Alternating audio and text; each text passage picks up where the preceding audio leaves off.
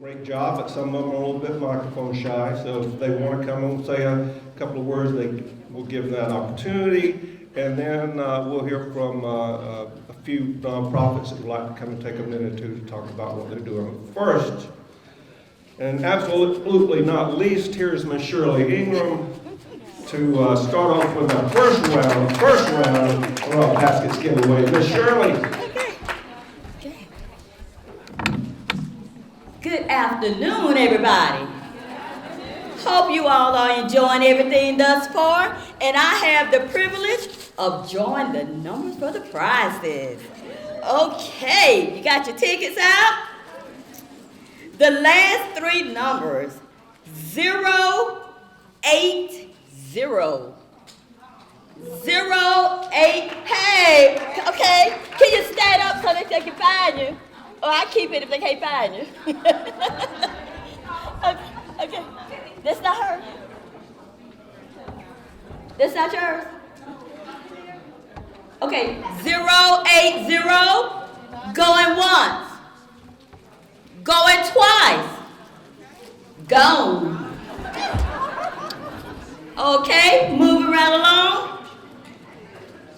We have 8, 3, 7. All right. Bring that ticket back so we can check it.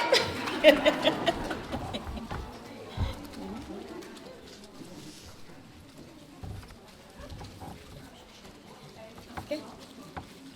We good, Shay? All right. 9, 5, 5. That is 9, 5, 5. Going once, going twice, gone.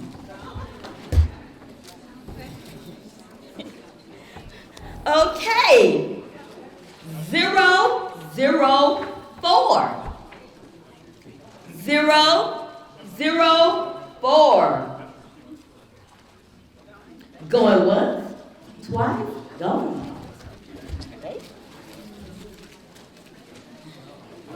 Okay, did y'all put them tickets out? Okay, let's see. 9, 0, 3. 9, 0, 3. 1, 2, 3, gone. Okay, now, come on, somebody. 0, 0, 7. 0, 0, 7. Is that you? No, I just found my ticket. Oh, okay. Okay. 004. Oh, you 004. All right, here we go.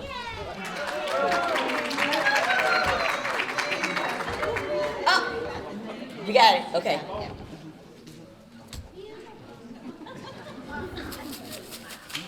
Girl, I'm glad they still gave you your gift. I didn't know what they were gonna do.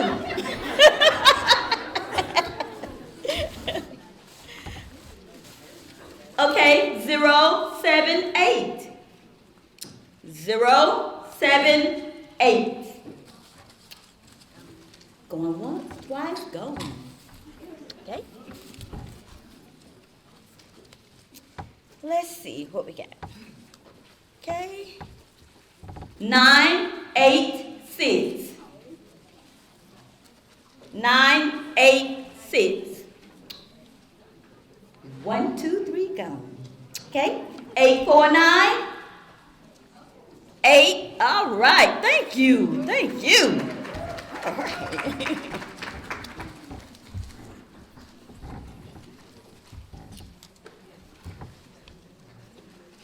Okay. We do have more gifts, but we just have one more at this time. So 041. Come on, raise your hand. 041. Going once, twice, gone.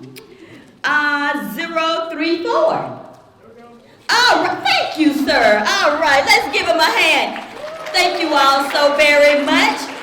Shirley Ingram, I'll be returning later. Thank you. You're welcome.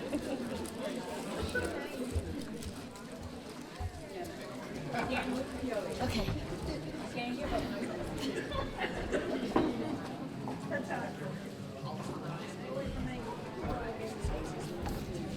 I'm Amy Brock, Dean of Health Sciences from Southern Regional Technical College. I'm here to introduce our vendors who are willing to participate and give a little spiel about what they are here for and what they offer to our community. We want to thank all of our vendors who have participated in this event, and we appreciate everything that they offer to our community.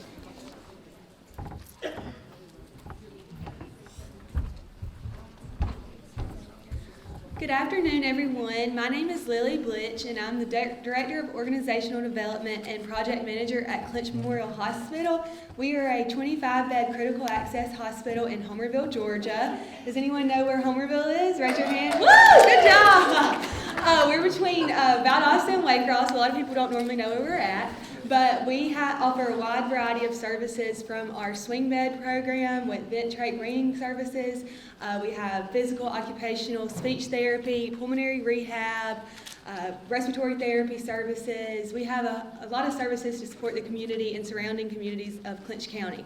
So if you are ever in the area and need services, feel free to reach out, and that's all I have. Thank you.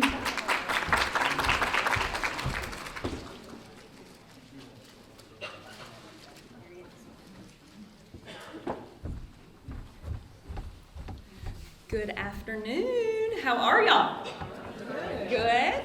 I am Mady Ponder. I'm with Southern Regional Technical College, and we are your local technical college for this service area. We are in 11 counties. We are from the Turner County line all the way to the Florida line, all the way to the Alabama line. So we are Southwest area technical college.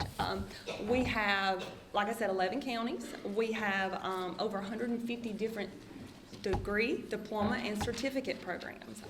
And in our School of Health Sciences, we have 11 degrees.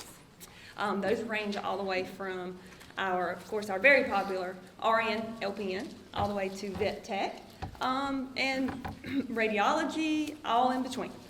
So if you would like more information or partner with us on anything, we love our partners, please come see us at the table. Thank you.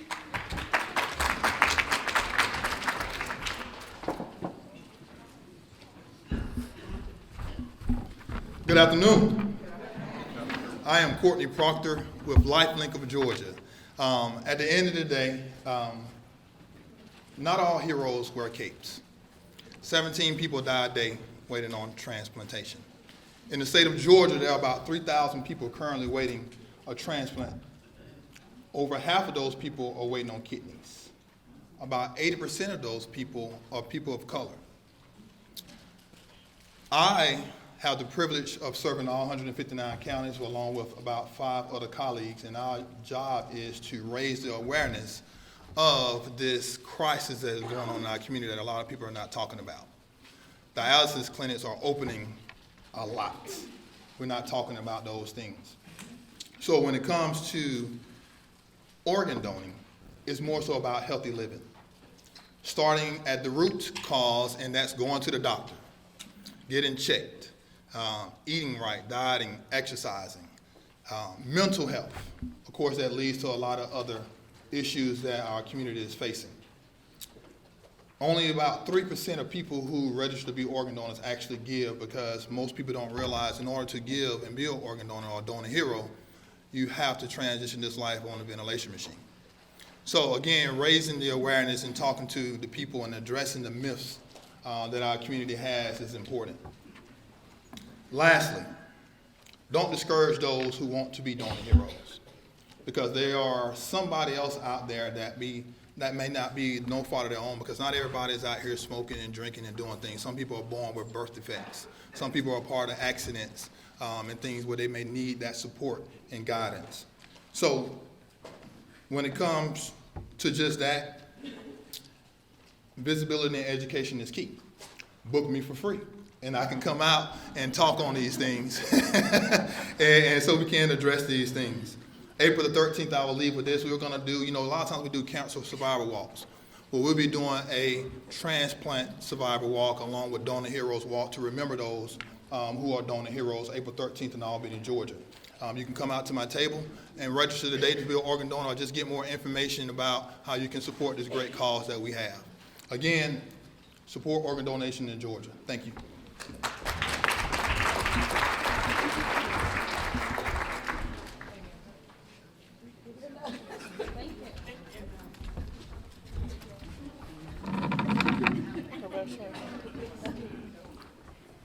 Hi, my name is Savannah. This is Lillian. We are with South Central Primary Care Center, and we have 7 healthcare centers, we have 14 total in 7 counties.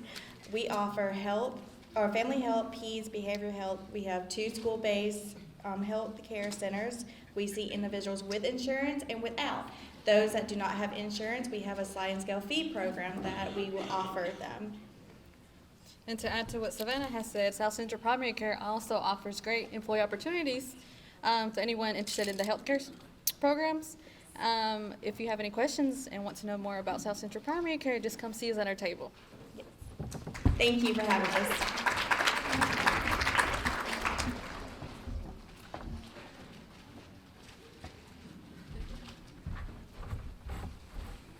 Hey, happy Wednesday, everybody. My name is Kiera. I'm your resident healthcare hottie, representing the My Community, My Hospital campaign. What we do is try to combat hospital closures all across the state of Georgia. We mainly do operate out of Atlanta, but today we want to touch down with the rural side of Georgia because we know and we've heard some of the things that's been going on as it pertains to hospital closures in rural Georgia. We know that y'all are true to this and not new to this, so all we ask for is we're showing up. We ask people to help us build power, and today that just means filling out our email. We do have an email populated set up where you can email your state senator and state representative. Legislative session is going on right now, so while they're up there at the Gold Dome talking to each other, like just let them do so with constituents in their email. So please just come see us at our table.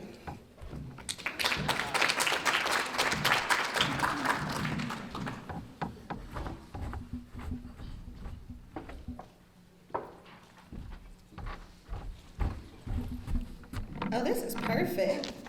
Good afternoon, everyone. My name is Kim. I am an account manager with an organization called CareForth. Our program is a Medicaid program. It's called Structured Family Caregiving. We have a table right outside. I do see some familiar faces in the room. If I haven't spoken to you, hello again. It's good to see you. Our service, like I said, is for people who are on Medicaid, and the goal is for them to be able to stay at home where they are happy and comfortable and receive care from people who they love, their family members. So we help them qualify for that Medicaid and choose a caregiver and provide them with the support services that they need in their home. So this Medicaid not only covers insurance or provides insurance for hospital visits, doctor visits, medication support through the pharmacy, but it also covers equipment that they need at home. It gives them emergency response services, it gives them adult day health for socialization, and it also compensates that caregiver. A lot of times they have to take off from work and are not able to pay their bills, so they receive a stipend from the state of Georgia to help them meet that need. So if you're interested or know anybody who could benefit from this, please come get a flyer at my table. Thank you.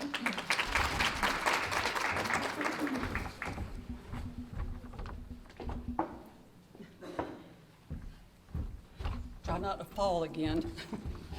I'm Sheila Freeman. I'm the CEO at Spring Creek Health Cooperative. We are a rural health network in Southwest Georgia. We serve 29 counties all the way over to this area.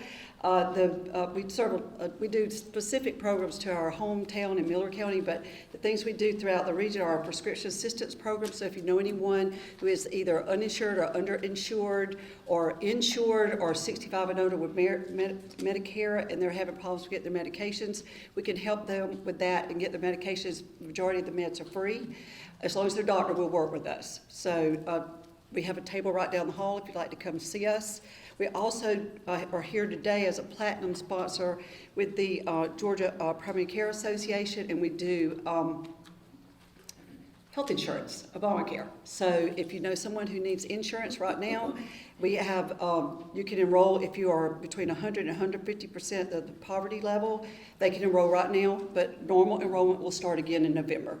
And the last thing is we do SNAP outreach, so we do everything they do at DHS. So if you need childcare, food stamps, Medicare supplement, any of those things, give us a call. And you can pick up all of our flowers at the end of the hall. Thank you.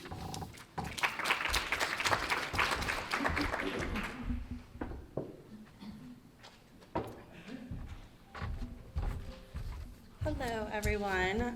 My name is Alex English. I am the Director of Outreach and Training for the Vashti Center. We're located in Thomasville, Thomas County, so we're well represented today. But we serve mental health and behavioral health services in 6 Southwest Georgia counties. My job is to promote our prevention and resiliency training program. We promote adverse childhood experiences prevention strategies, training and education around that. So I just wanted to share that information really quick. So again, ACEs stands for Adverse Childhood Experiences, and the term ACEs is used to describe children who have experienced any adversity before the age of 18. 3 out of 5 Georgians have experienced an adverse childhood experience. And so that's just something that we want to spread as much awareness as possible. These are all preventable things. And so just thank you for allowing us to speak, and please visit our table if you haven't yet. Thank you.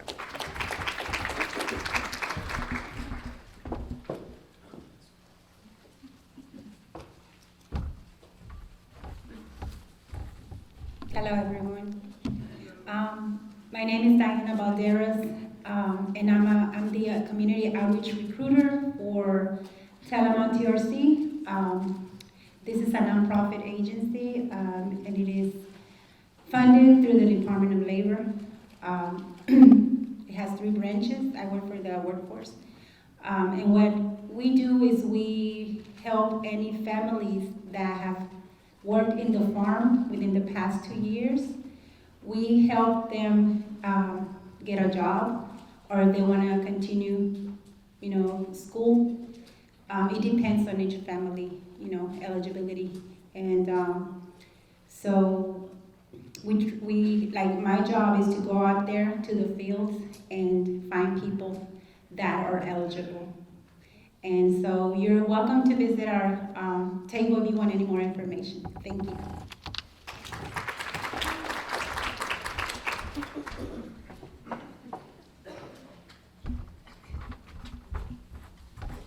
All right, so real quick, again, I'm with Albany Technical College, and we have a 7-county service delivery area, which includes Doherty, Calhoun,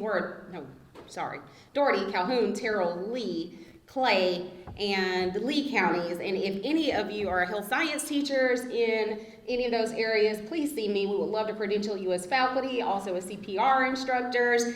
Just to let you know, we do have a very pivotal project opening July 1, which is the Phoebe Living and Learning Community, in which 4 of our legacy programs will be moving there, which are ASN, Practical Nursing, CNA, and phlebotomy. We've increased our capacity by more than 200% in those programs, so we have plenty of opportunity. And I just want to leave here with, if there's any opportunity to collaborate and connect, please let me do so. Through attending this event last year, we connected with LifeLink of Georgia, who then turned around and sponsored all of our students in our health science camp to get CPR certification. So we're looking for partners at Albany Tech. So if you're willing to partner, let me know. Thank you.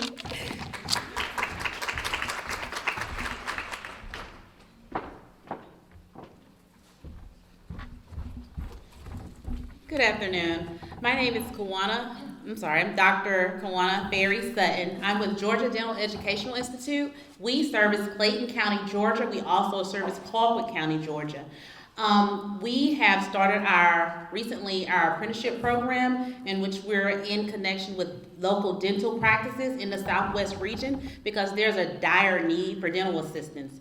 Our program has graduated over 100 dental assistants in the state of Georgia, and we're very excited about that. Moving forward, if you all know anybody interested in dentistry or dental assisting, we're the program for you. We've also had 2 of our students go on to be dentists, and several of our students become dental hygienists through our program. Thank you.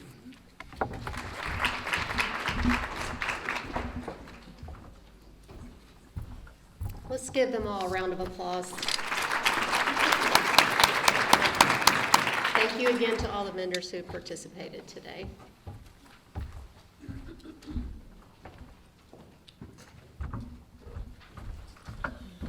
Okay, thank you again to our vendors. It really helped out, and this really contributes to the scholarship program in a very large way. So next on the agenda, we are going to have conversations with employers. DeAnnia Clements, did I pronounce that correct?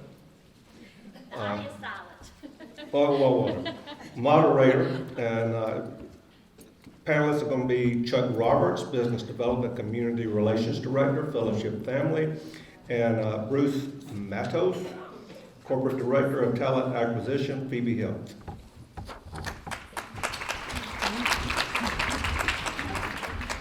Well, good afternoon, everyone. How are you all doing? So we get to follow lunch, which is always a tough spot to fill because, you know, you're full, you're kind of a little more relaxed. The good thing is they've kept the temperature really low in here, so there's no way you can all fall asleep. So I am DeAnnia Clements. I'm the president of Wiregrass Georgia Technical College. We serve an 11-county service area that stretches all across South Georgia, and already we've had some great conversations, and I hope you feel like you've benefited from them as well. So thank you all for being here. I want to welcome all of you to our panel titled Conversations with Employers. We've kind of heard from educators. We've already heard from some of our vendors who are also our employers. But I have with me two special individuals that I'm going to introduce you to and tell you a little bit more about. You know, in my role as president of Wiregrass, I get to talk to employers from our service area just about every week. But I'm excited today about these two individuals because they represent two different areas of our healthcare industry, but two very important areas for us. One I've personally known for several years, and the other by reputation only, but both bring a wealth of knowledge, experience, practical applications that can and have been used to tackle workforce needs. So let me first introduce Bruce Mattos. Bruce joined Phoebe Health in 2020 as the Corporate Director for Talent Acquisition. He has 20 years of recruitment expertise with 20 years specifically in healthcare, and that's 29 years altogether. He's worked in multiple industries, including information technology, aerospace, higher education, and professional services. Bruce has implemented, developed, and rolled out large-scale talent recruitment initiatives, including executive search, shared services center, centralized recruitment models, RPOs, employment branding, applicant tracking systems, contract contingency, labor, diversity recruitment efforts, and retention projects. He has his bachelor's from California State University, Sacramento. He's completed senior leadership training programs at the University of California, Berkeley's High School of Business and Leadership. And outside of all he does for Phoebe and talent acquisition, probably one of the things he's most proud of, he's been married to his wife Julie for 28 years, and they have raised 3 amazing daughters. They're avid beach and pool people. They enjoy their 7 rescue animals and college football. So you fit into the South very well. So thank you for joining us, Bruce. Next, let me introduce Chuck Roberts. Chuck is currently the Director of Business Development and Community Relations for the Fellowship Family, which consists of 6 assisted living communities, 5 in Georgia and then 1 in Florida. Chuck's previous experience includes Physician Relations Director for Chancey Drugs, Physician Relations Coordinator for Colquitt Regional Medical Center, the Director of Physician Recruitment and Relations for South Georgia Medical Center and campuses, the Assistant Administrator, later the Director of Physician Recruitment, and also the Director of Business Development and Marketing for Smith Northview Hospital, as well as the Senior Administrator for Pruitt Corporation over 4 nursing homes. He's married to Sheila Roberts and has a blended family of 3 beautiful and talented daughters and 2 handsome and talented sons. And Chuck attended West Georgia College, where he minored in music and drama, and graduated from Valdosta State University, where he earned a BS in Special Education and a Master of Science in Education Administration and Supervision. Chuck's very involved in the community as an honorary commander of Moody Air Force Base, a present or either past board or cabinet member for Red Carpet of South Georgia Easter Seals, March of Dimes, South Georgia Chapter of VSU Alumni Relations, South Georgia Medical Group Managers Association of Valdosta, and a graduate of the Leadership Lounge class of 2009. And I can tell there's no other class of 2009 because that's usually followed with best class ever. So thank you for joining us, Chuck. It's great to have both of you here with us. Our theme for this summit has been a day in the life. So I'm going to start out with first asking both of you to tell us a little bit about the challenges that you've had in the workforce over the last few years. So Bruce, if you'll start us off. Good afternoon, everybody. Thank you for allowing me to share some thoughts with you on this. Our challenges right now is when you look at rural South Georgia, we are losing more people than we are gaining. And we have to do a better job of growing our own talent and then keeping it here. Yes, some people, the countryside is not for them, but I think the biggest challenge is all of us have to continue to invest in the community. I'm going to say it's kind of like a call to arms on the war of talent. You're not going to be able to get students involved in healthcare. You're not going to be able to get them involved in anything unless they go see it and get to experience it. So all of us have to open our buildings to tours, to shadowing. We have to go out and find that talent and develop it. We have to invest. So you're going to see the Emorys and the Piedmonts, the Common Spirits, the Kaisers, the big companies are going to come into our communities and take our best talent that Dr. Stevens and others work so hard to develop. Let's not let those people go out. My biggest challenge is keeping the talent here. And so I would look to all of you to go back and send the students to us. Have them come take a look, because the day in the life of healthcare, it's amazing. You get to save lives. You get to bring a baby into the world.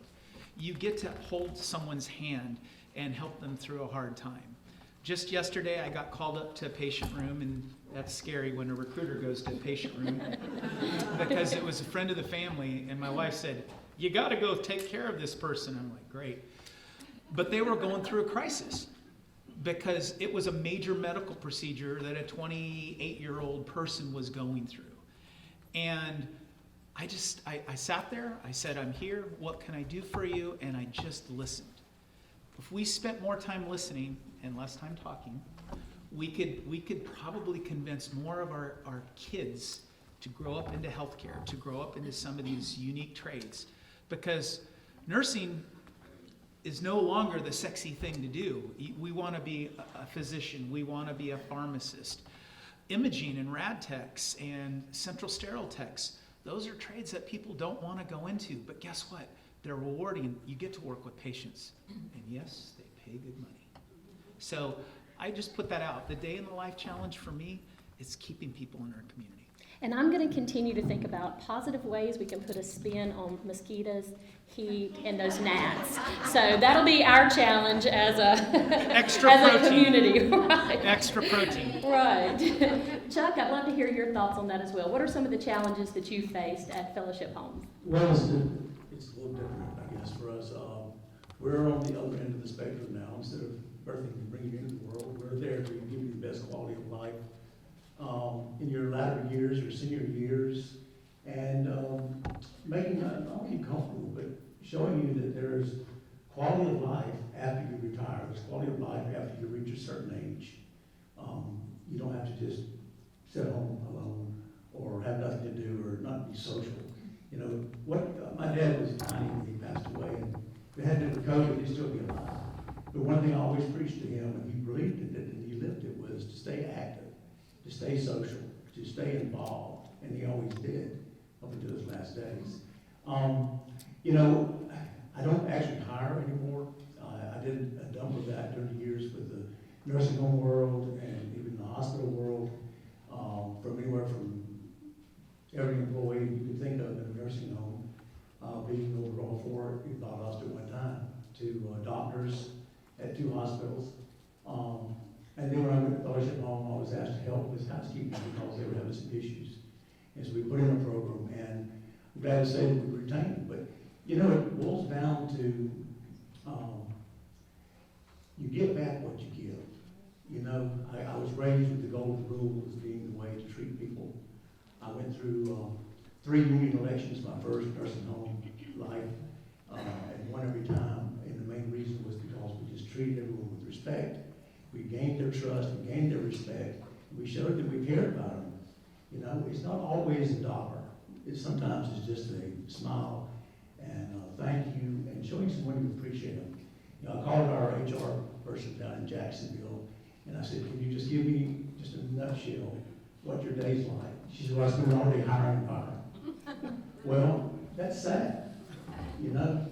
And I see some of those faces come and go when I'm walking the halls. I always make a point to speak to all of them, get to know the new ones, kind of encourage them. And that's the thing, is we've got to, when we get these young people in, we've got to show them that we care about them and that we're not just going to throw them out to the wolves the first day. You know, there's not enough time spent on orientation and actually getting them involved.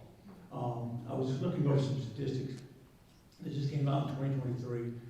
Nothing I'm going to say is new to any of those that are in healthcare, but 90% of CNAs and healthcare workers are women, 90 to 85%. 55% of them are single. That right there tells you. 3 times caregivers at home health age are 3 times more likely to struggle with anxiety and depression versus any other population. Health-wise, 27% of them are always in pain, 24% have allergies, but 23% of them are always involved in some form of health care as far as weight loss or weight control. There's 18% back pain, 14% diabetes. It goes on and on. But this is an interesting fact. Caregivers are 2 times more likely than the average U.S. population to donate to causes they care about. What does that say about them? These are people that really care. You know that most of them live on the poverty level. Most of them are trying to figure out how to put gas in their car, who's going to take care of their child. You know, when I was in the nursing home world, I would pull CNAs together and I'd say, how many of you put a child in daycare this morning? And they'd all raise their hand. How many of you left there worrying about whether your child was going to be dry or taken care of or fed or abused? And then a lot of them raise their hands. And I say, okay, now reverse that, because now you're the other one. You're the one. There are families that are home that are worried about whether that's going to happen to their loved ones as they get to this point in life. So I think what's so important is that we've got to get these young employees that we bring in and really make them feel connected. I was speaking a while ago, a good friend of mine is over the work-based program at Lowndes High School. And he would give me some statistics we were talking about. I hired 2 or 3 people through his program. We've got one young guy that started as a junior in high school. We were able to take him in at 17. Some hospitals require 18. If you ask me, the law would be changed to 16. Because there's no reason why some of these high school students shouldn't be able to be involved in healthcare at a younger age. Because every one of these children that we've gotten into the high school program through the work-based learning are either still with us or have moved on and furthered their education. We've got one that started in junior high school, came in, worked his way as a CNA. He's now a med tech and in charge of a group. We've got another girl that's working with us, but she's also going to school and working on her nursing degree. And I've got another one I'm interviewing Friday that reached out to me just this last week that's all excited about being a part. But these are people that buy into it. So that's what we've got to do. We've got to give them a reason to want to stay. And he's right. I mean, it's tough. And we can't just rely just on the schools to bring these people to us. But that is a source that we've got to look at. We're paying a bunch of money for education. All of us have school taxes we pay. We need to make sure that more of us utilized in some really positive areas like healthcare. Thank you, Chuck. I appreciate that. As you were speaking, I realized I'm one of the statistics. Always on a diet, it seems. So, not the one I'd want to be, but I appreciate that. You know, in April of 2022, Governor Kemp put together a healthcare workforce commission, and they were challenged to fully examine the state of the healthcare workforce in Georgia and to, and I quote, identify strategies and recommendations for promoting increased availability, hiring, and retention of healthcare professionals across all sectors. Earlier, we talked about a statistic which stated that Georgia's healthcare workforce is losing a consistent 3.7% of its workers each year that's not being replaced by new graduates. And finally, to the question. So what are some key strategies as you think about how you work on a day-to-day basis in each of your organizations? What are some key strategies that you two use to attract and retain a skilled workforce? Bruce, we'll start with you. So it's a fantastic question. I don't know if the people in the room realize that by year 2030, we will have 50,000 less nurses in this state than we have today. The retirement age is ridiculous, and a lot of people are doing early retirement. So what do we have to do with that? From an attraction perspective, we got to sell people on the bugs. They taste good here in Southwest Georgia, and the summers are so mild. But we have to think about, start with your own. In your own house, you have to develop the talent you have. And we have what we call upskilling programs. We have one of the things that I'm very proud of, and we have two of our team leaders here that are a part of that. We built career pathways. All of us in every single organization in this room should have career pathways for your people to grow and develop. If you don't have a career pathway program, your talent career pathway's out the door. So thinking about what they can aspire to, and it can't just be a singular lane or a singular path that you go from a CNA to LPN to a nurse to a nursing leader. It could be a CNA that goes to imaging. It could be a CNA that goes to pharmacy. It could be a CNA that goes into finance. So thinking about setting up a true pathway and upskilling your employees, investing them. All of us have the ability to have tuition assistance. Most of us have the ability to qualify for federal and state funds. So tap into that. Pay off people's student loans. Give them an incentive to go back to school and grow their stuff. And also, we have a simulation lab at Phoebe. I would encourage all of you to come visit that simulation lab. It talks about, we go into that sim lab and we train and develop people and we get them interested in. So we have people at Phoebe that didn't start out in nursing, but they went to that sim lab and they became interested in it. And now they're in nursing programs. So get interest and spark interest from your own staff. Put the money behind it. Put your money where your mouth is. All of us have some money that we could use to retain staff. Suspend it. And thinking about, lead programs where you're developing your future leaders. Scholarship programs where we're paying students to go through that. If you have a happy employee, I look at people in this room that have children. Every one of us should want our kids to be doctors and nurses. So if you have a good experience and your organization's taking care of you, your kids see that. They will want to go in that. So that helps with the attraction. Now, when we come to attracting people, we have to do a blend.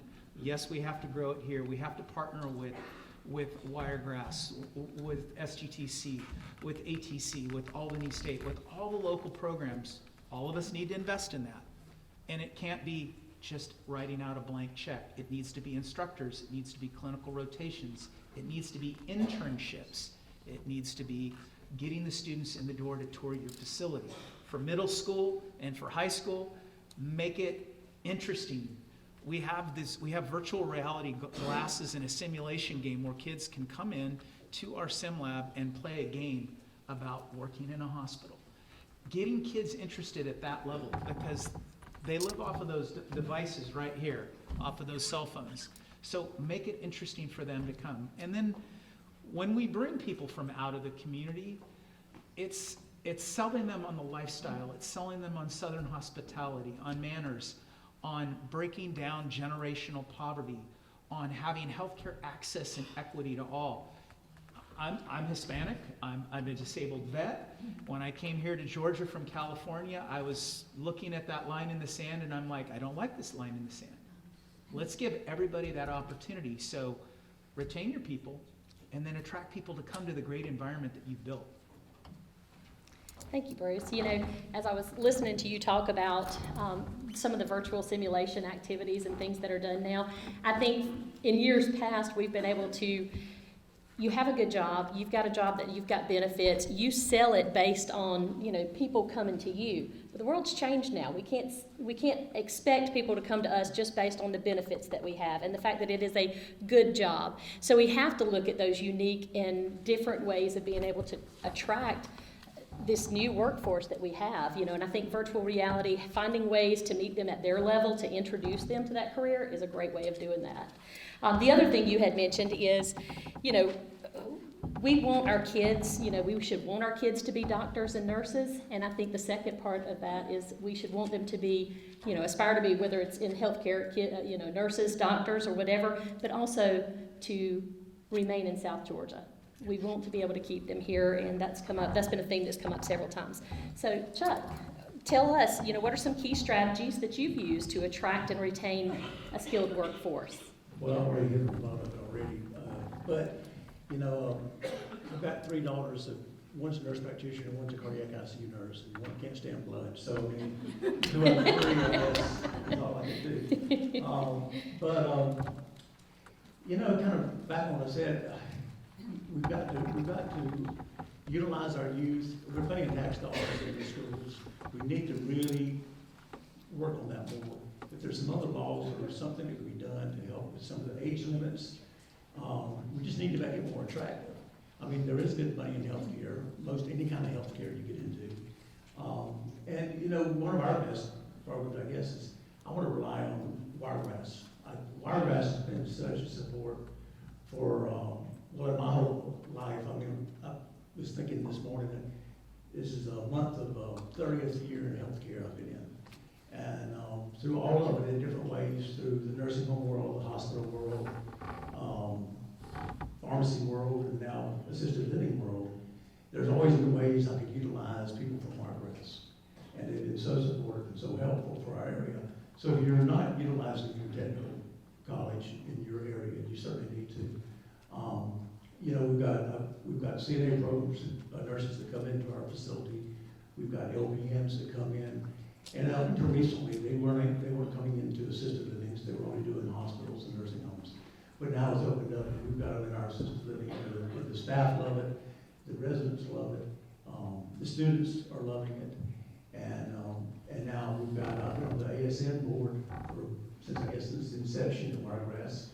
And this year we're going to have ASN students coming in for the first time. And we have great memory care units. So this is an area that a lot of these students don't get experience in until they're thrown into the real world. But they can come in our facility and they can see it all, from the walkie-talkies to the totally memory care unit. And we appreciate everyone that comes in. And then one of us is always working on new ways to help expedite those students. I know I'm looking at April back there, and she and I have been talking. There's a new program coming out this fall called NASC 1100, is that right? Anyway, it's going to be a way to help expedite and move CNA students through a program faster. If you've got any questions, ask her. It's similar to, well, I maybe shouldn't have said that. Well, I didn't say now they can take my people. I was trying to. But it's the same way as years ago when I was in the hospital world, when they did a nursing program where if you already had a degree, you could go back for a year in nursing school and come and graduate with a nursing degree. There's different ways we can look at things to help move these people, because, you know, I've got 4 degrees and use none of them, really. So, you know, I always say my best degree I've got in college is BS. But it's gotten me through a lot of things in life, so I don't regret it. But, you know, we have to think about ways we can utilize people. And if they're in the wrong field, then let's try to help get them in the right field. And most of the time, if you get them in healthcare, golly, there's so many different areas you go into.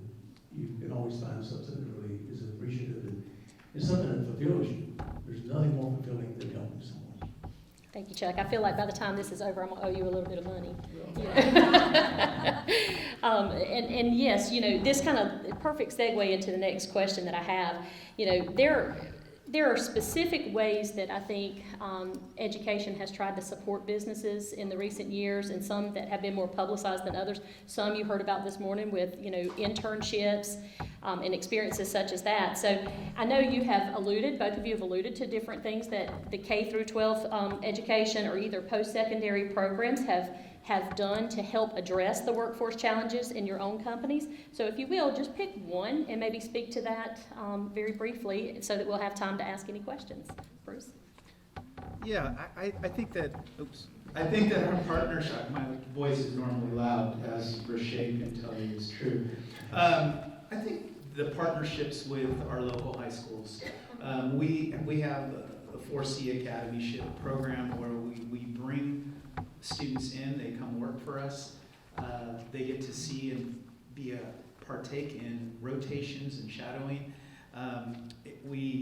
During their senior year, students get to select a CNA or MA pathway, and they participate, and when they graduate, they've got their CNA license, they have their MA certification program.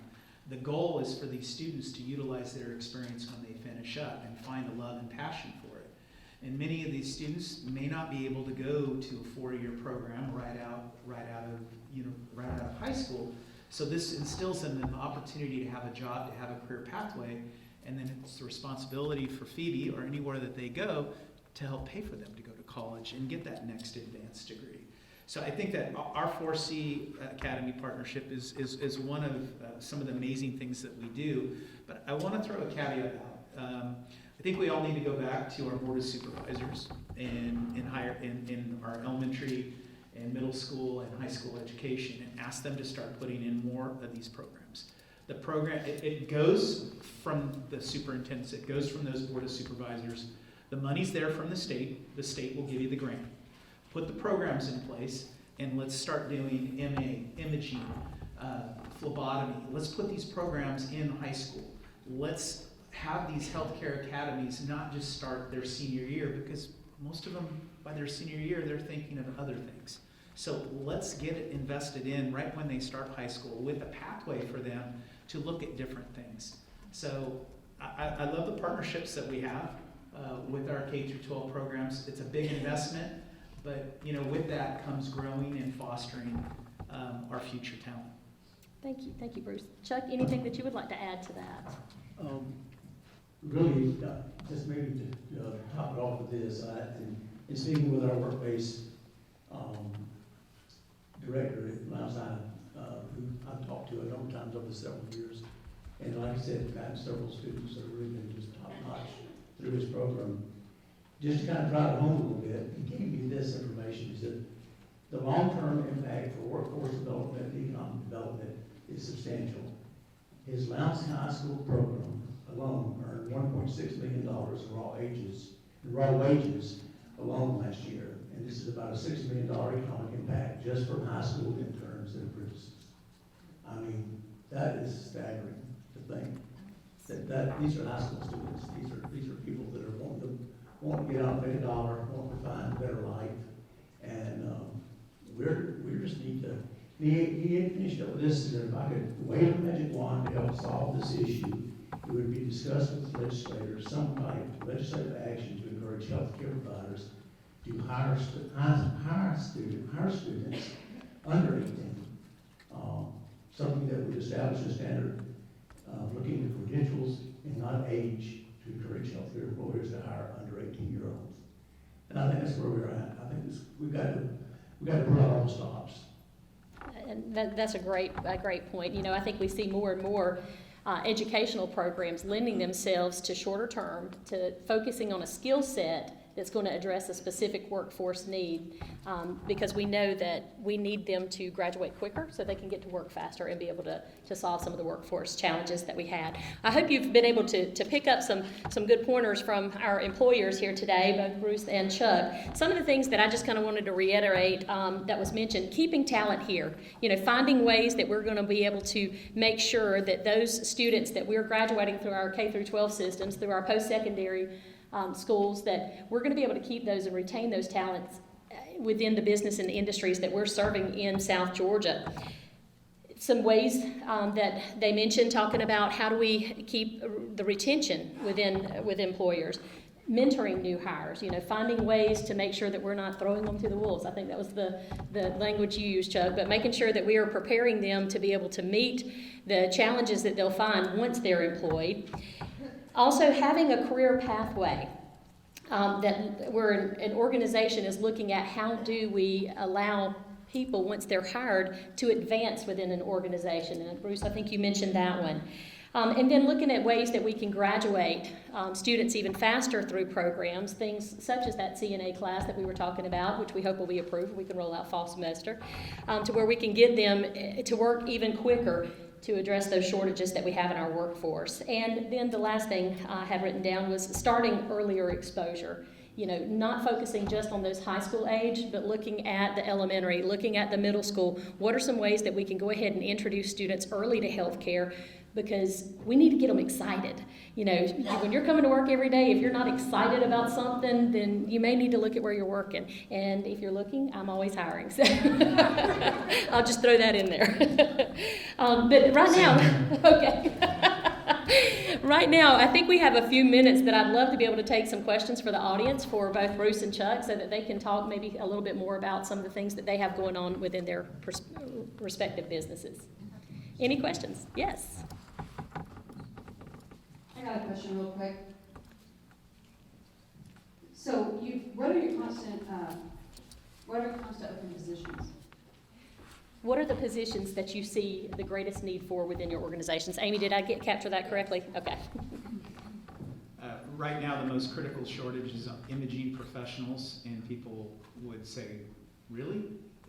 It is a nationwide shortage, but more specifically, it is the most critical position right now that we're facing a shortage on. Of course, nurses, we've heard that. That's there as well. But I'd say that those are our top two. We have plenty of CNAs, we have plenty of medical assistants, but we've really got to grow phlebotomy, we've got to grow imaging, we've got to get more nurses into the workforce. Bruce, and just to expand on that just a little bit, is there any that you're having to outsource or bring in from other countries to fill needs within your? Have I touched on something I maybe shouldn't have?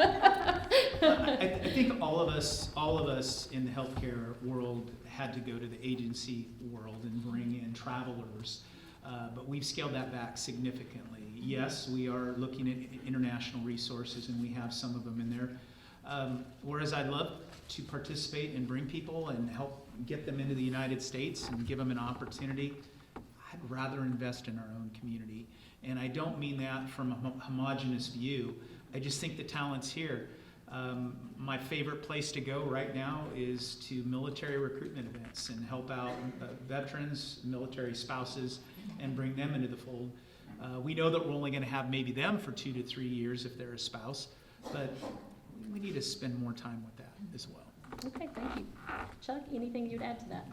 Well, for us, it's just your everyday care aide. I mean, a CNA, someone that is, as our HR person said, it's going to last more than a few days to get through orientation. I mean, another thing I'd like to hit on, what they need is really in the secondary school, I mean, high school, well, elementary school, everywhere, it amazes me when I see somebody come in for an interview, not with me, but with our director of nursing or someone, in bedroom slippers and looking like they just got out of bed.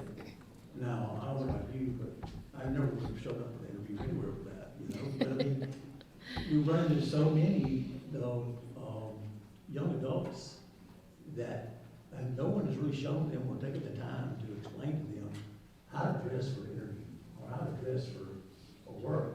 And once you you get them in, you put them in scrubs, and you can take care of some of that. But still, you know, that first impression is always the first impression.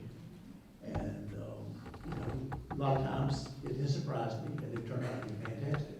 Sometimes I can tell, you know, first impression is true. So I think that's something we need to really work on too, because it's just not being taught or brought in at an early age like it should. And so that's something we need to work on. But You yeah, know, peer age is the main thing.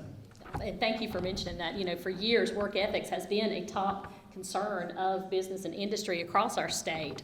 And you're right. I think we've lost focus over the last previous years as we just worked on, let's get somebody who has the skill, who can actually perform the work. But retention, when we think about retaining an employee, that I do believe work ethics really is part of that, and being able to instill early those skills. You know, showing up to work on time, being prepared, you know, being accountable, having the communication skills that are needed, teamwork skills, you know, being able to work together. All of that is important. So I think you hit right on a very important topic. I think we'll go, I think we had a question right here. Okay.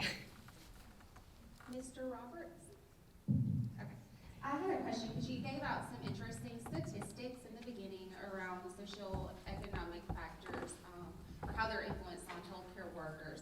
My question is, are there any models, because you talked about some solutions that are out there that you could recommend in terms of dealing with the student as a whole, from a holistic perspective? Because right now we have a number of community partners that are tackling different aspects of that, whether it's physical health, mental health, financial, but how to bring them together and not operate in silos to take care of that student, because it's not just always academic, it's a number of those different things that are attributed to that. So I was just curious if you had any resources on that. Golly, is anyone listening to her? You need to be making it happen, because no, I don't think there is, and that's part of the problem.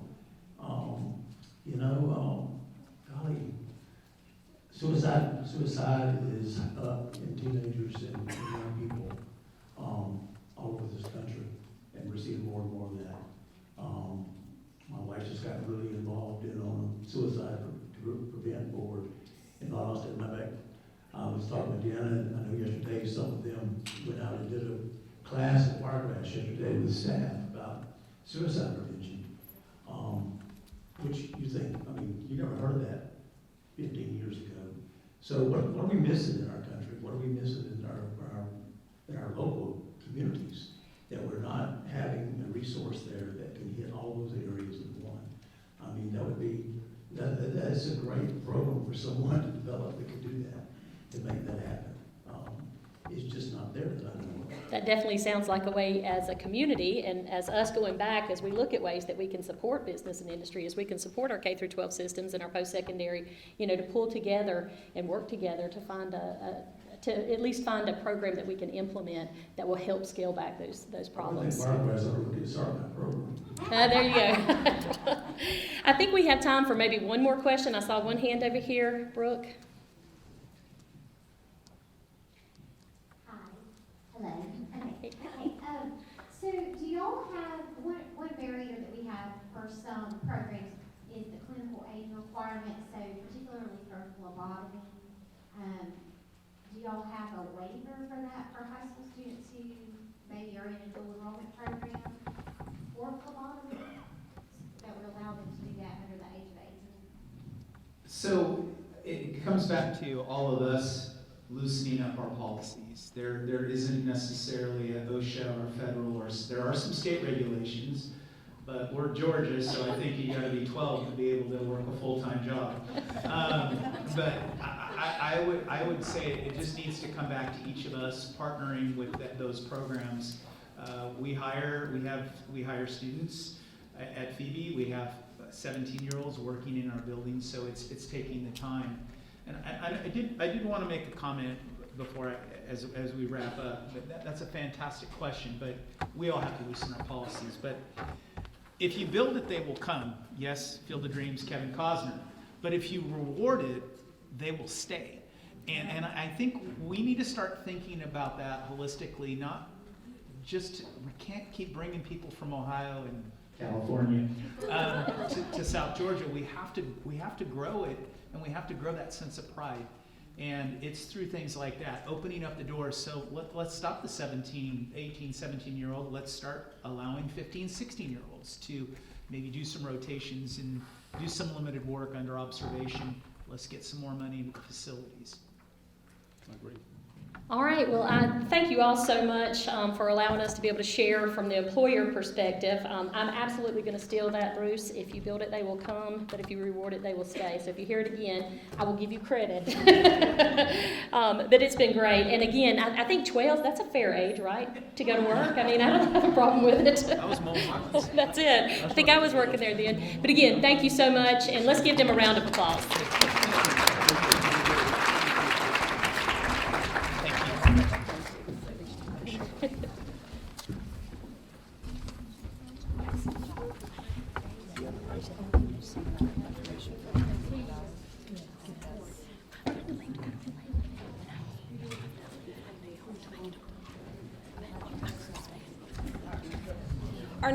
Our next section is just 4 different speakers on 4 different topics. I think you're going to find all of this very interesting and rewarding. Our moderator is Tammy Bryant, and we have speakers Maurico Soto, Melissa Cruz, Heather Stevens, and Nicole Dempsey, and then Sabrina Phelps. And I think 2 of them have PowerPoint, so I'll get your PowerPoint ready when it's your turn. Yeah, let's come on. Well, good afternoon. As Amy was saying, we have 5 different speakers this afternoon that are going to touch base on how does their organization assist us address our workforce issues, our educational issues that we're seeing across the state. Each speaker will have 10 minutes to give you just a short, brief speech of their facilities or where they're presenting today, and then we'll take questions at the very end of the day today. And there are little pads on your tables for you to write those questions down.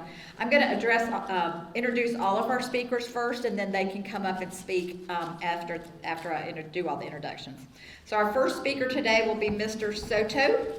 He is a first-generation college and medical school student at PCOM, South Georgia, that is located in Moultrie.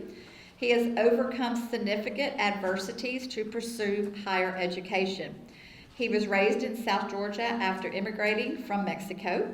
He earned his Bachelor's of Science in Biology with a pre-med focus from Abraham Baldwin Agricultural College here in Tifton.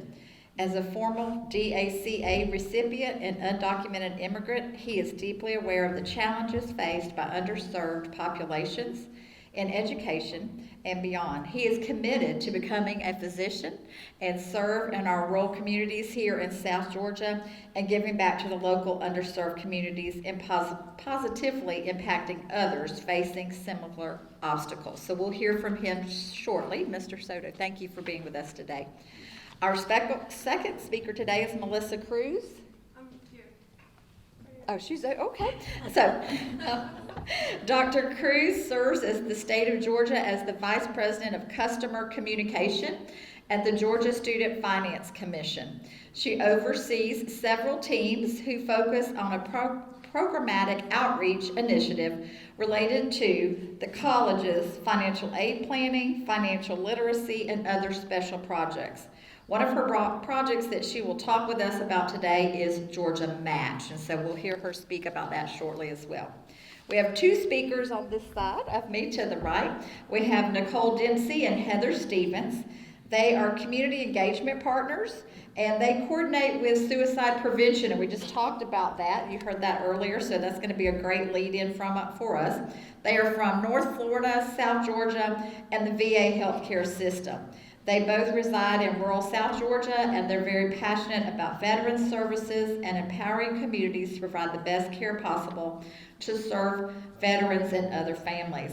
They have been leading across our state a mental health subcommittee for members of our 2 work source groups, and they're going to share that information with you this afternoon. And then our last speaker today will be Sabrina Phelps. She is an educational leader and serves as a part-time employee with the Technical College System of Georgia. Her role is as program manager, and that includes supporting and serving colleges and career academies in the Central and South Georgia area. She also consults with Middle Georgia WorkSource Regional Commission, and in 2022, she retired as the principal and CEO of Houston County Career Academy, where since 2011, she has led the career technical programs and established business partnerships throughout our country. Country sounds good too. She is married and has 2 sons. So I will turn the podium over to our speakers today, and Mr. Soto, if you'll come up.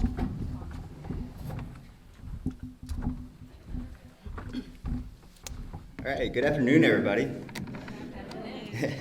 So thank you for this opportunity today to stand before you all. I not only stand as a medical student, but I stand as somebody who's overcome significant challenge in order to pursue my dream to becoming a physician. And I just want to tell you all a little bit about my story, my background, and my influences, and why these people that helped me created me, molded me, and got me to stay here to serve South Georgia, right?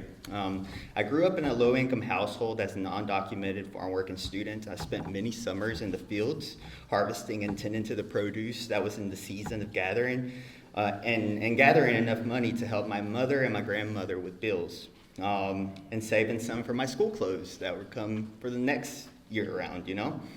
I never viewed this as a burden. I owed this to a virtue that I hold dear and close to me, as always looking at the positive side of every situation. In fact, the challenges of being undocumented and low income did not really hit me until my senior year of high school, when I realized that even though I was going to graduate salutatorian, state-funded scholarships weren't made available for me. I could not receive anything like Hope, Pell, or the Zell Miller grant, because they had these requirements. The counselors that I met with didn't have an answer, but luckily I was advised by my second mother, as we all have one, my best friend's mother, to be more vocal about my situation.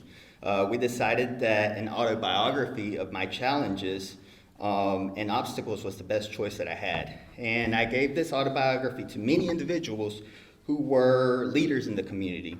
I even sent it out to the representatives of the state of Georgia who had influences in the Capitol, and it was often that I didn't receive a reply. I did get one back from a current senator at the time that the letter boiled down to, we'll look into it, we'll see what we can do, we'll get back at you. It wasn't until my letter landed on the desk of a local physician from here in Tifton that my life completely changed. This wonderful person saw the potential in me and knew that they knew how important the power of education could be. They decided to fund my undergraduate education at Abraham Baldwin Agricultural College and are one of my closest mentors that continue to guide me through my medical journey. I graduated from ABEC, as y'all heard, and found my beautiful wife within the school walls. She tells a different story of how she found me, don't it? We married, and through marriage, I was able to obtain residency, and this all came together after many years after graduating. Time passed by, I graduated my biology degree. I couldn't just jump into medical school. This milestone would finally allow me to apply to medical school, as many of the requirements are to be a resident. There's a few schools out there in the country that will accept it, but as we know, medical school, you need all the chances that you can get. This is also around the time where I learned that life is full of twists and turns, and my mother fell terminally ill, extremely ill. Growing up as the only person that was fluent in English, I was used to tending to adult situations like reading legal paperwork and translating everything you can think of that comes with adulting at a very young age. I had to grow up very, very quick. Part of these responsibilities were taking my grandmother on her routine office visits to her physician. You see, my grandmother suffered from a bad heart. It was so bad that she eventually had to get a pacemaker installed to assist with her normal cardiac rhythm. Even following surgery, her heart was weak and had to be cycled on and off between various blood thinners and thickeners. And I was there almost every doctor's visit when she was here in the state of Georgia. I personally felt responsible for translating this information and made sure that the healthcare providers knew exactly what was going on. My grandmother loved to travel, which made this even harder because information, if she went to visit physicians in Texas, usually they didn't get passed over to Georgia. It got lost somewhere. So I still remember always yelling out to her, "Don't forget to bring all your medication with you." There was no way I was going to be able to memorize all those drug names. I'm having a hard time as it is with it right now. While it may have seemed like a burden at times, especially on those days I had tests in college or presentations to give, this opened my love for healthcare medicine. I loved opening those little educational pamphlets in the waiting room and learning about all the various diseases, and I still have that collection stashed somewhere in my attic. I will never forget the day my grandmother fell terminally ill and bedridden. She was in San Antonio, Texas, and she had a stroke in the middle of the night. Doctors found that she was on medication that could have exacerbated the issue and brought about the stroke. To this day, I am unsure where the error was made.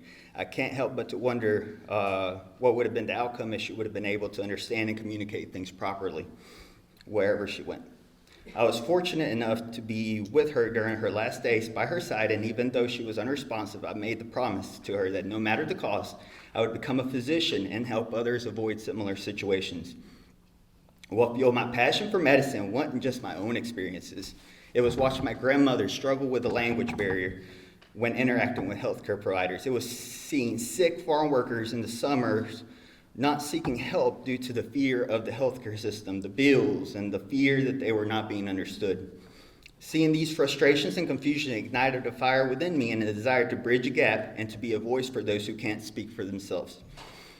You see, my grandmother's struggle wasn't just hers alone. It was a reality of countless individuals in underserved communities.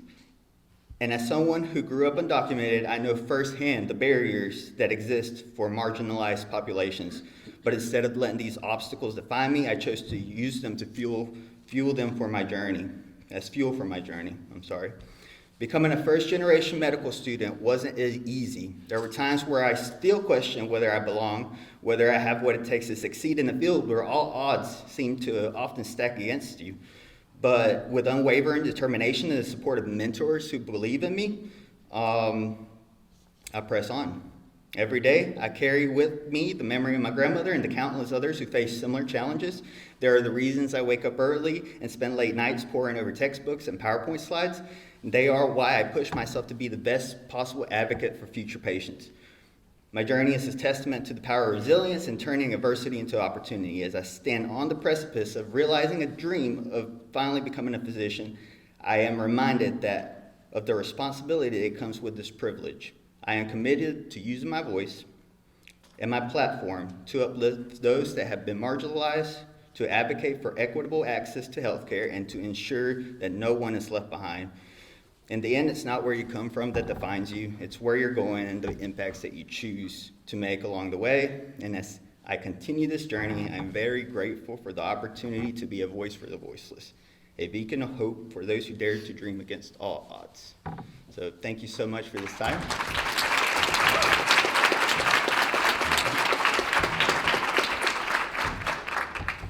Next, we have Melissa.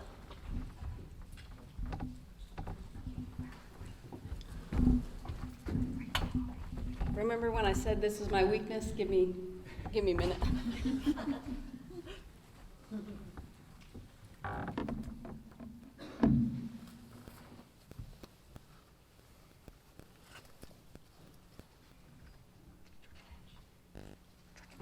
Yes. And it didn't help that I sent it to her at 9 o'clock last night, so it's not. That was partially mine.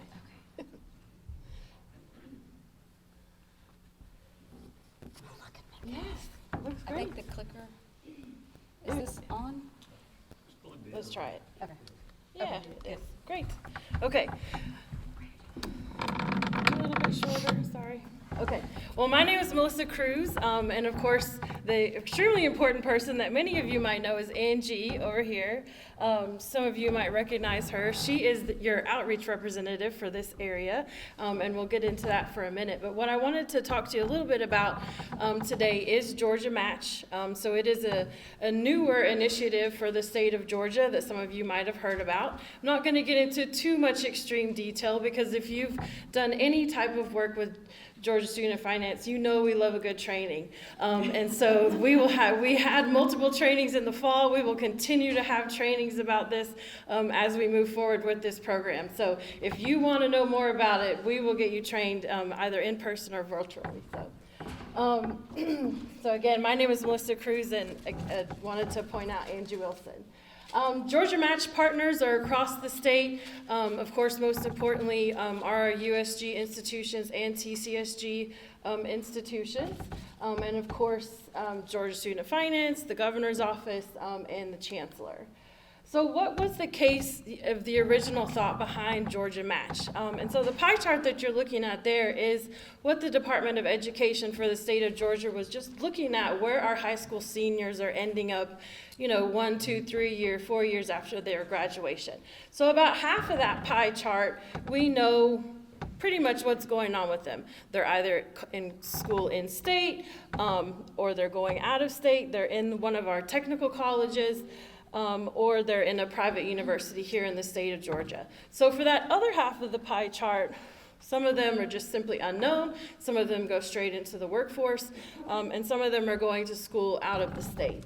So what were we looking at is kind of that other half of the pie chart, that 60,000 students that maybe didn't have the best counseling, maybe didn't have access to it, maybe just from their personal circumstances didn't have the knowledge or access to understand what's available to them here in the state of Georgia. So that's really the piece of that pie chart that we're really looking at. It truly wasn't highlighted for that student that was the 4.0 valedictorian, knows what they're going to UGA, they know that.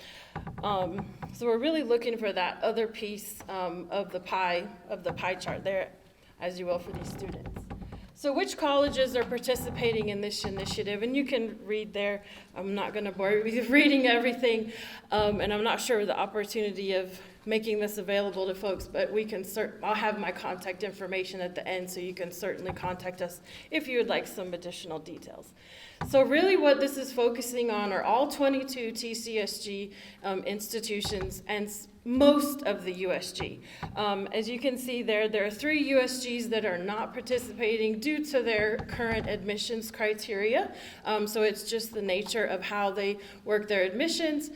So for this initial rollout of the initiative, and especially moving into the next year, your UGA, Georgia Tech, and Georgia College are not participating in this particular this version 1 and version 2 of Georgia Match.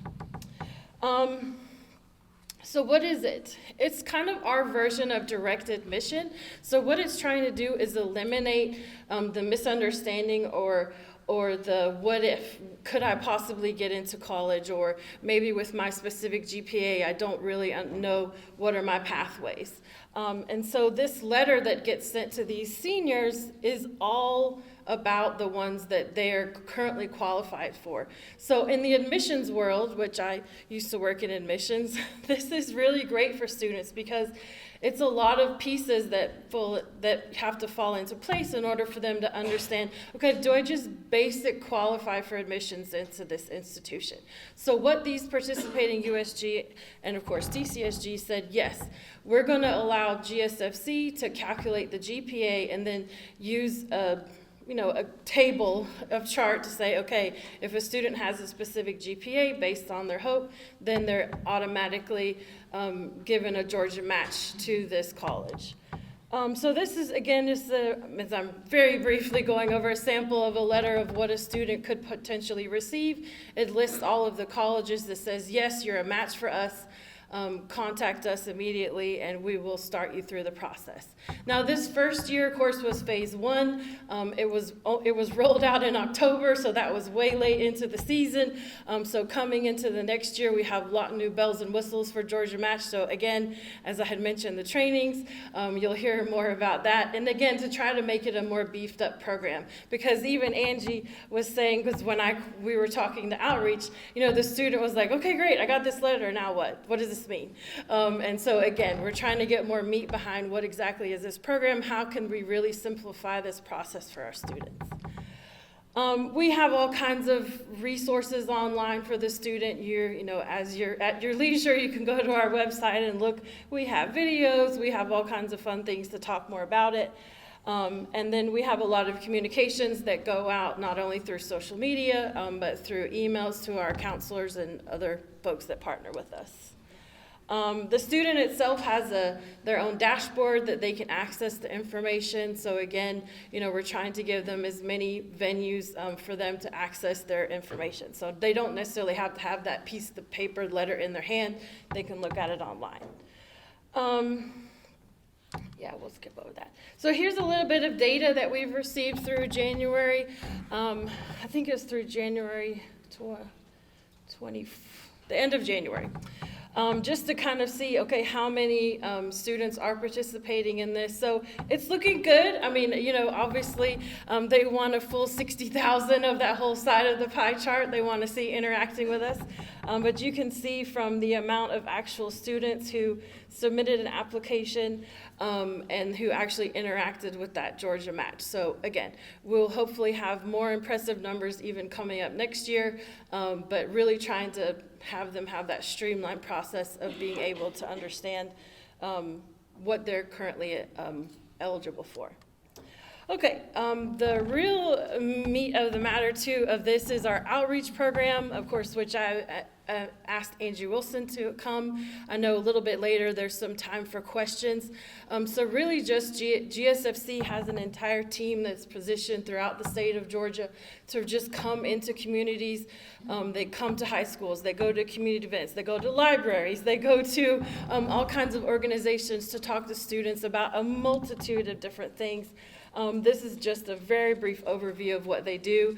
They can talk about Hope Scholarships, help you fill out the FAFSA, help you apply to college, which all of these Georgia Match TCSG, which TCSG is waiving application fees all year, but the USGs that are participating in Georgia Match are again waiving their application fee in March, which again is the speaker that was before us, just some of the, I'm sorry, I forgot your name. Yeah, so just, some things as little as that $50, $100 application fee waiver is a barrier to some students. So all the USG colleges that are participating in Georgia Match are waiving their fees again in March. So, and this is just a look at all the things that we do. If you can see, I was trying to see if I have my laser pointer. You can see Angie was in Brooks County this morning as of 8 a.m. She came here, and then you said you're going to Colquitt, is that? She's going to Colquitt? So yeah, they are road warriors. So you can access the outreach team to come and assist you. We actually even have backup outreach team. So for those of you that were more familiar maybe with Carol Ann or our new person that's in the area, we try to provide as much resources for you as possible. So I made it in my time. Yes, I'm so proud of myself. But we'll be here for additional questions. Oh, and I did promise the slide. So that's myself and Angie's email. If you wanted to jot that down real quick, if you didn't have a chance to ask us any questions later, please feel free to come and ask us questions. So thank you.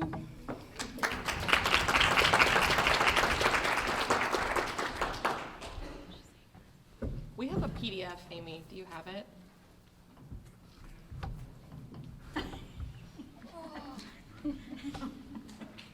Mental Health Subcommittee, 15 that says on it.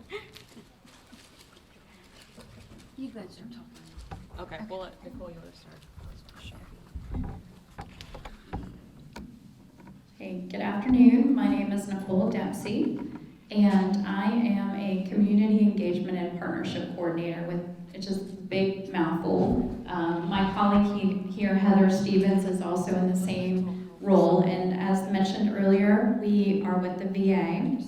And basically what our role is working with the communities to help put forth suicide prevention intervention. So working with our community partners to help address suicide and ultimately help veterans. So regardless if the veteran is accessing their care through the VA healthcare system, we still want to be able to support them. And we also, although veterans are our main focus, we still work with agencies regardless if they're not focused on working with veterans, because ultimately if we're all doing something to end suicide, then we're also helping veterans in the process. I did want to share a quick statistics with you all, because of the reason why we became involved in this is you're probably wondering, well, we're not mental health providers, we're in the healthcare system, but it's also very important that everybody plays a role in suicide prevention. More times, most likely when somebody has died by suicide, they were more so likely to be engaged with primary care versus mental health specific. And we can all be equipped to help someone in crisis. We don't necessarily have to be mental health providers. But a statistic I wanted to share was that a study found that among the people who died by suicide, 83% of them had visited a primary care provider within that previous year, and 50% of that same group had visited that provider within the last 30 days, rather than seeing their psychiatrist. So we approached Amy and Jerry, and they said, sure, we'd love to have a subcommittee that's focused on mental health. And so we put out the information for it and had a separate Zoom call that occurred once a month.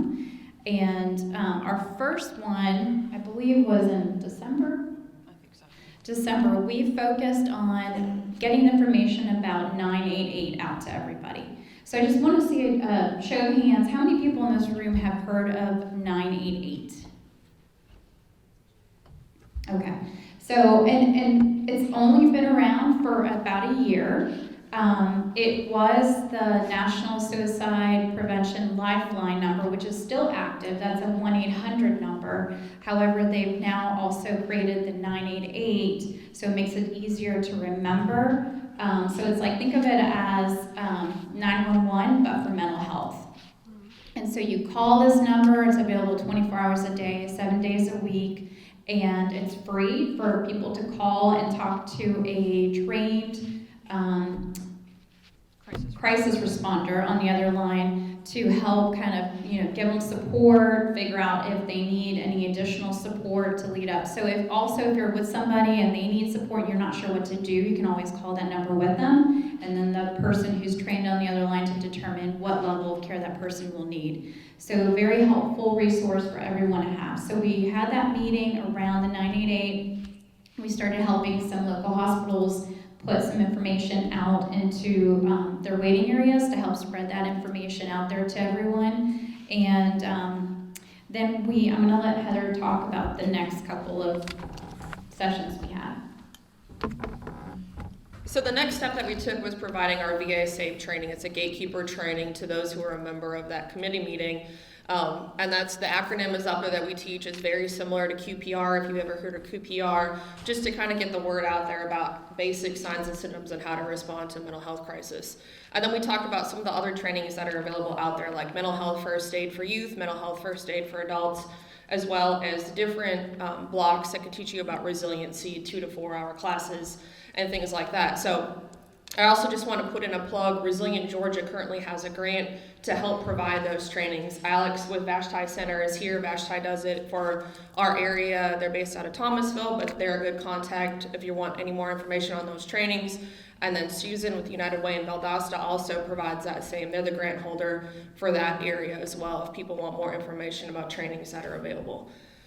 So after the gatekeeper trainings, we talked briefly about lethal means safety, so putting time and space between the means of a lethal item, so talking about gun locks with weapons, with guns, blister packs with medication, and then just how you can educate your community on that, talking about drug take-back days and things along those lines. Something we just want to put in a plug in for on the VA side too, since we're in front of a group of professionals, whether it's with employment or healthcare, we at the VA are really trying to push the Ask the Question campaign. So instead of asking somebody, are you a veteran, asking them if they've ever served. Just with a lot of changes in legislation and things like that have happened, there's a lot more individuals who are eligible for VA healthcare services, but they also have some additional risk factors that are unique to the veteran themselves and their family members as well. So that way we can have a better holistic approach to veterans and their families. Something else that rolled out about January of last year is the Compact Act that provides emergent suicidal care to a veteran when they enter like a local ER. So a lot of our rural communities don't have a VA clinic, we don't have CBOCs. There's 3 in South Georgia in the 19 counties that we cover. So a lot of veterans are going to their community ERs. So when a veteran presents and they're eligible for the Compact Act, they say, hey, I'm a veteran, I've got suicidal thoughts, or I've attempted suicide, and that period of care is likely going to be covered under the Compact Act for that veteran. So we really just want to take some face time and educate any providers that are interested in learning more about how to get that word out there to veterans and that they're eligible for that. One last little thing, the presenter before us talked about coalitions and how we can best embrace our communities, and that actually came from a partnership that we created in Lowndes County, the Lowndes County Mental Health Coalition. So that is our primary goal. That's what we are hired to do, is to create mental health coalitions, suicide prevention coalitions, and work on reducing that stigma on mental health. So if anybody is interested in that, building community relationships, talking about a plan on how to best address the needs in your community, we're willing to have conversations about that and see how we can best facilitate that. And we did that in 7 minutes. So our information is underneath there. Nicole covers Miller, Colquitt, Mitchell, and Grady counties. Did I hit them all? And Decatur County, and then I cover the rest, basically from the coast all the way over to St. Mary's. If you are not within our 19 counties in North Florida, South Georgia, we have partners all over the state of Georgia, and we can link you with our community engagement partnership coordinator, whatever part of Georgia they're in. Thank you.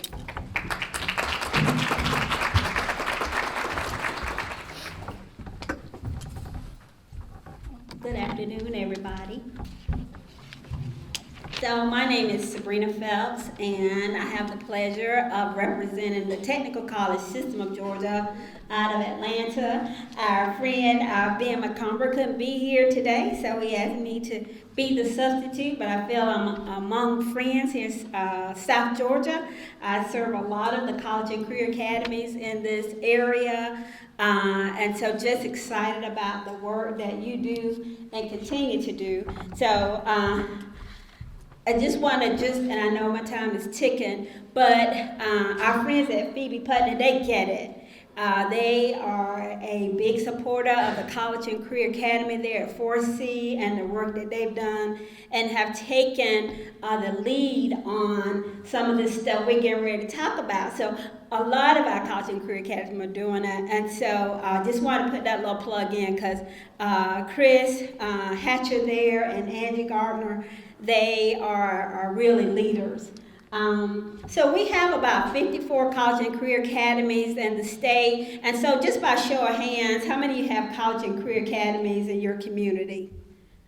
All right, great. And I know I have friends who are vying for a college and career academy, and so once again, here is where education and business partnerships and our technical colleges they marry. So this is where it happens, the magic happens at the College and Career Academy. These are specialized programs, summer schools. Most are connected with the high schools, and some are within a high school. And so I serve and support these College and Career Academies. And we have healthcare programs in over 30 of those College and Career Academies, serving over 5,000 students.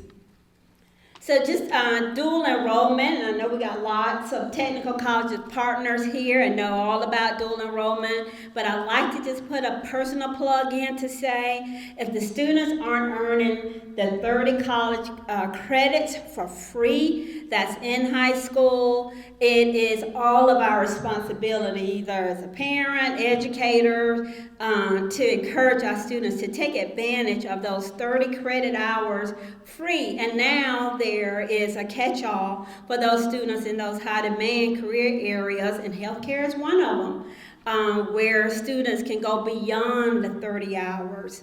And so with our dual enrollment, then next are the accelerated career programs, and I like to say it's for those students who may not want to study about Beowulf, and they don't want to learn any more about the wars. They want to go to work. And so here is a place where those students can go ahead, they finish up their sophomore year, and then start studying it in the programs, in those career tech programs, so they can go ahead and fast track their career. The governor on last year with the GEAR grant, and that is where students could continue on in nurse aid. That was a big one. And I'll say this on a personal level. My son did CNA, and he hated it.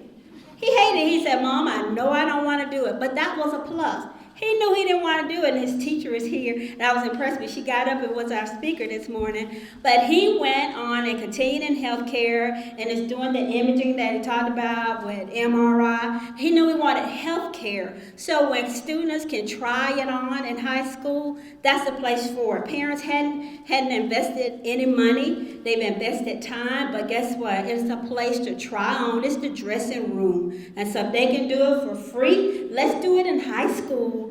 And get kids on their way. So I am a advocate for technical college before I even got this role. And so a little bit about, I kind of want to go back to what our governor has done. How many of you heard of the new incentive that's coming that Governor Kemp just introduced? So this is going to be for our K-12 friends. We get that report card, the CCRPI, used to be AYP, but this is where it's going to be encouraged for our schools to add more pathways that are on our high-demand career fields. And you're going to get points now for your CCRPI for these fields and encouraging those pathways. So gone are the days where we're going to teach basket weaving, because everybody likes basket weaving. We're going to teach it. So now if it doesn't lead to a career, then let's get rid of it. And we're focusing on what's needed in our community. That's why we do the needs assessments. You guys have heard of that with on the DOE with the CLNA. It is encouraging how do you put with your economic development folk, what businesses want to come, what do we need to be concentrating on. So under the dual achievement, this is new. And Albany Tech is one of the schools that piloted this initiative. And this is what we used to call, and I was a high school principal at the Career Academy. We had the students who came to school for breakfast, lunch, and in between classes. So they would beat us out as assistant principals. When I was at Ronald Robbins High School, they would beat us out of us doing our duties because they wanted to stand in the hallway. Class got in the way. You know, like, well, I got to go to class. They didn't want to be there for school. So for those students, I like to say here is a place for you in this Dual Achieve program. They're 18, but they have 5 credits. You know, so they ain't going to graduate with their cohort class. And I know that's not correct. They're not going to graduate with their cohort class because they've already proven they don't want to be in school. But how many of you know if you don't train them for something, they're going to find something to do. Yeah, while you working, they working on trying to get what you got.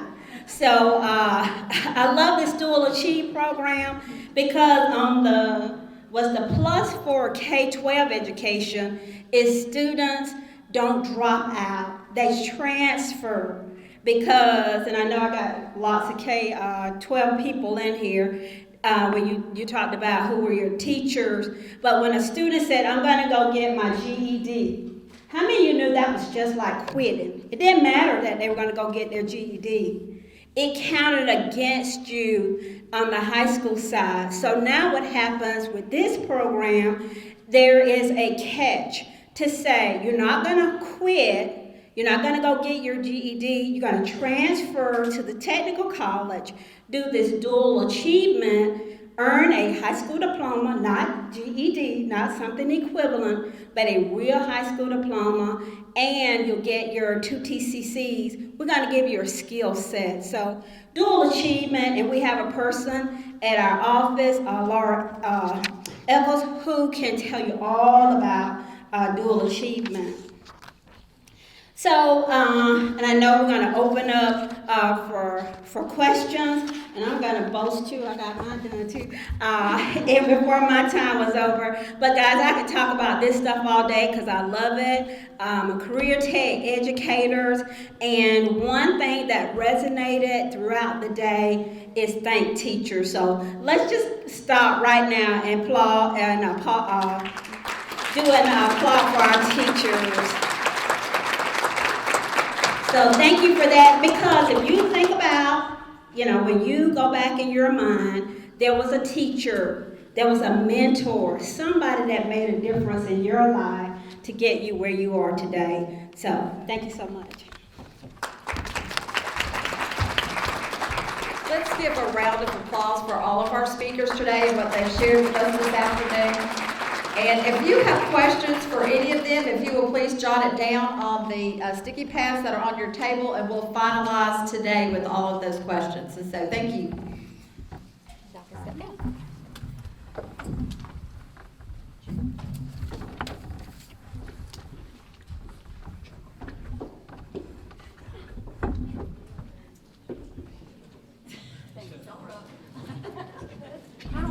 You didn't give it to me. I'll do it.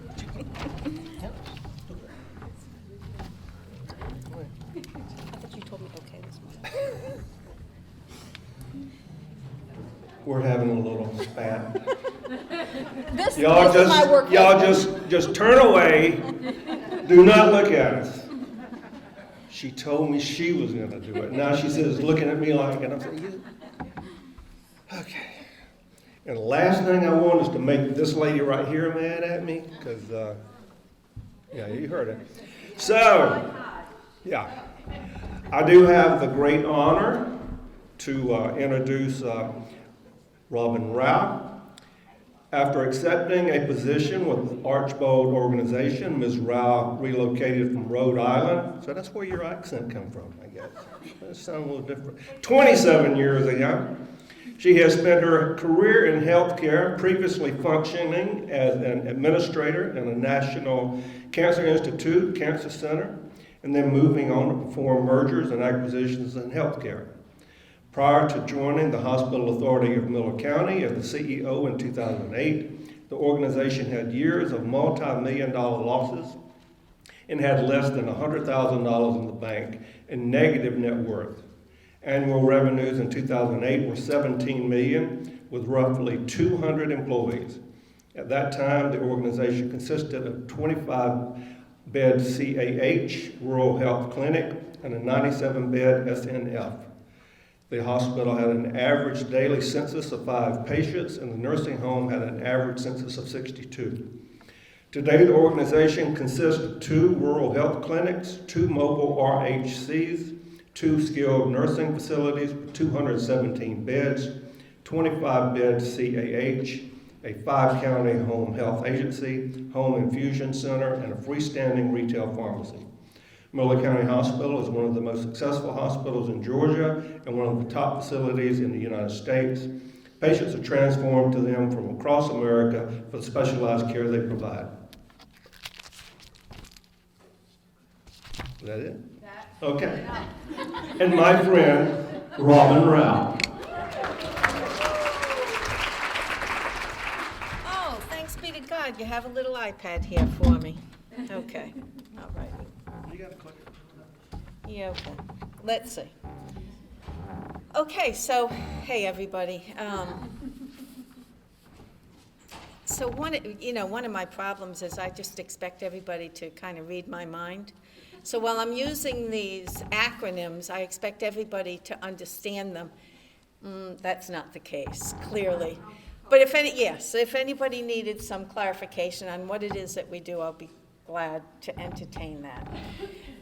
So this is kind of, my story about managing through crisis, and my history with Miller County has certainly been one of crisis.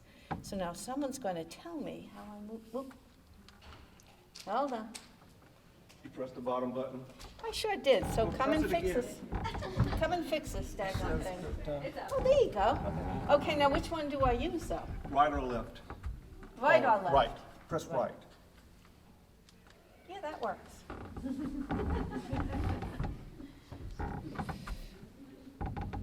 I am not the most technically savvy person, but I can kind of skimp along. Okay, so I'm going to tell you a little bit about the story of Miller County Hospital, where we were and where we came from, and I'm going to really talk a little bit about what I think our biggest crisis is today. I'm trying to stay away from it because... I got it here. Okay, but it almost sounds like you're shouting in this thing. Okay, so I'm going to tell you a little bit about our story at Miller County, where we were years ago, which you just got a preview of it, where we are today, and then what I think our biggest crisis is right now, and where I think, unfortunately, what it is that we all have to do to try and overcome it. So the first photo is, actually that is a hospital in Randolph County. That's the Hospital Authority of Randolph County that closed their doors October 20th, 2020. A couple years before then, I think it was, 2013, we had the Hospital Authority of Calhoun County close their hospital. There has been a plethora of them throughout Georgia, but it's not just in Georgia, it's throughout the United States. And it doesn't matter if you're a small hospital in a rural area, in an urban area, or in a metropolitan area. Hospitals are closing all over the United States, and there's a whole host of reasons why that is happening. My ambition is to make sure that mine is still there by the time that I retire, and then survives another 30 years after the fact. So, what doesn't happen is that this doesn't change. That's throwing me off, but that's okay. So, a lot of the reason why these hospitals are closing, it really is financial pressure. I'm going to do this and see if that changes for me. Yeah. A lot of it has to do with financial pressure. There's been 136 hospitals in the country that closed between 2010 and 2021. Of that number, 23 were in Georgia. And I heard, if you think about this as you're driving home tonight, wrap all of this together. I came here, I got here maybe around noon. I was a little bit late, sorry about that, but I had the pleasure of listening to many of the speakers. And every one of them, we're all telling the same story. We're just in different kind of occupations. But it is all one big package and one big story. In 2019, 47 hospitals alone in America closed. Most of them were small. In 2020, we had 25 rural hospitals that closed. Shands Hospital in Florida closed 3 facilities. I mean, you all, maybe you know what Shands does, but it's a highly specialized facility, well thought of. It's a partner of ours in terms of relationships with patients. And they closed 3 of their hospitals. Most recently, what sent a shudder through the state of Georgia is Wellstar closed a huge facility in Atlanta. The state is still reeling from that and trying to figure all of that out. So urban hospitals, rural hospitals, it doesn't matter. All of us, are in jeopardy. So, the problem in rural America, and particularly in Georgia, and we heard some of the speakers talk about that, we're just an aging population. Our children, I don't have any children, but if I did, they'd probably be just like many of yours. If you're in a rural area, your children don't want to stay here. Most of them don't. So they're leaving the area, leaving behind then in these rural communities the older population. So we're kind of aging in place. When I first came to Miller County, I didn't have gray hair, okay? But I do now, and so many of our children are leaving behind then for us the most frail, medically needy individuals. And what are their insurances? Who's the people from Phoebe? Anybody here from Phoebe? I think somebody was. It's so leaving behind the most frail individuals that we have with what kind of health insurance? Medicare and Medicaid. In a rural community like ours, there is no industry. That's our service. That's our public that we serve. Two payer sources that pay less than the cost of the goods that we need, that we have to buy to provide the care for these folks. So that's a huge threat. We've got in our rural communities, you saw pictures of Randolph County. If you looked at Calhoun County, it looks similar to that. If you went over to Fitzgerald, it looks similar to that. The facilities are aging in place. They're old. They were built in the 60s, late 50s, early 60s. Guess how old I am when I might have been born? Right around the same time, okay? So I am aging. Look at me, okay? Same as those facilities. And if you do not keep them up, as they get older, they need more and more and more cash to rebuild that infrastructure. Our technology has changed. Think about a hospital. Miller County Hospital was built in 1957. In 1957, do you think we had CAT scans or MRIs? No. Okay. So good girl, right answer. If I had a basket, I'd give you one. So think about the technology as it evolves, and the facilities. They are aging in place. When I first went to Miller County, we still had, which I'm thinking ahead of myself, but we still had those circuits. What do you call those darn things? Jerry, you would remember them. Yeah. Fuses? The fuses, that's the word. Good boy. See, you didn't know we were going to play charades while I was up here. But we still had fuses. Can you even imagine that? Running a hospital with a CAT scan. The entire infrastructure was so outdated. That's what we're seeing in many of our hospitals today that are in these rural communities. They don't have the money to put back into them. In fact, Phoebe managed the Randolph County Hospital for a number of years, 20 years at least. It got to the point where that facility was so old, so degraded, that it was going to cost $20 million. I think that was the number on the report that I saw, but it was an enormous amount of money, and Phoebe had to basically give up and say, this ain't getting it done. We can't do this. And so they withdrew from that community. So we see that happening throughout America. And so the facilities are completely outdated. Did that change? There we go. Okay. So let's talk about, we talked a little bit about, I'm getting it. So we talked a little bit about Miller County, but let's talk about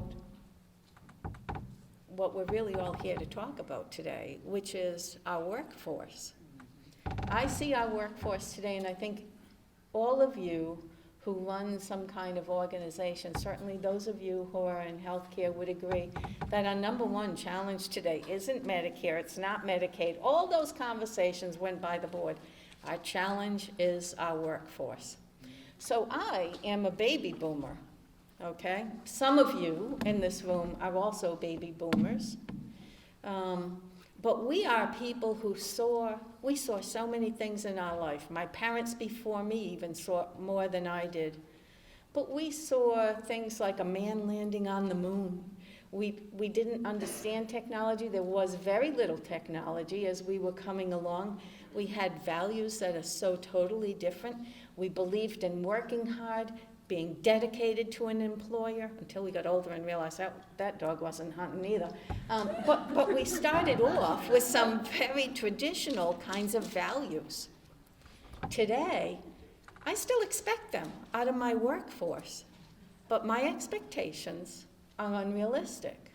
That's what I have come to learn at this ripe old age, that what I want and what I get are two totally different things. So how do I figure out how to transition and merge the two, make today's millennials and then the Gen Zers, which are coming right behind, how do I make that work for me?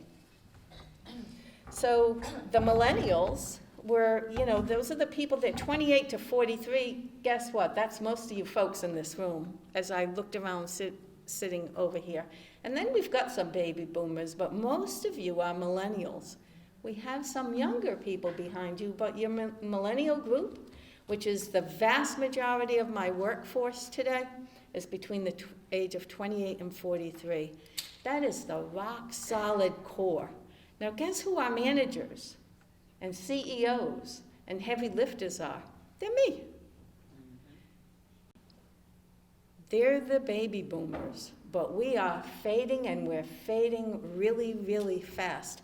And the millennials have a totally different approach to work, but we can kind of live with them. We can transition, we can accept all of that. It is a little bit of a challenge for me, but I can accept it. Thank God for them, though, because they quickly adjusted and adapted to technology. And what did the government throw down all of our throats in healthcare? Electronic health records. Get rid of the paper, get rid of the pen, get rid of the math. We don't even learn how to write any longer. We certainly don't know how to add, subtract, divide, that kind of stuff. These millennials grasped the technology right away. So they kept us going beyond the next phase of transition. But now comes these Gen Zers. Anybody in here want to admit that you're one? You're between the age of 14 and 27. There's only a handful of you in this room, but there are a few, I suspect. Anybody want to raise your hand? No one wants to admit to it.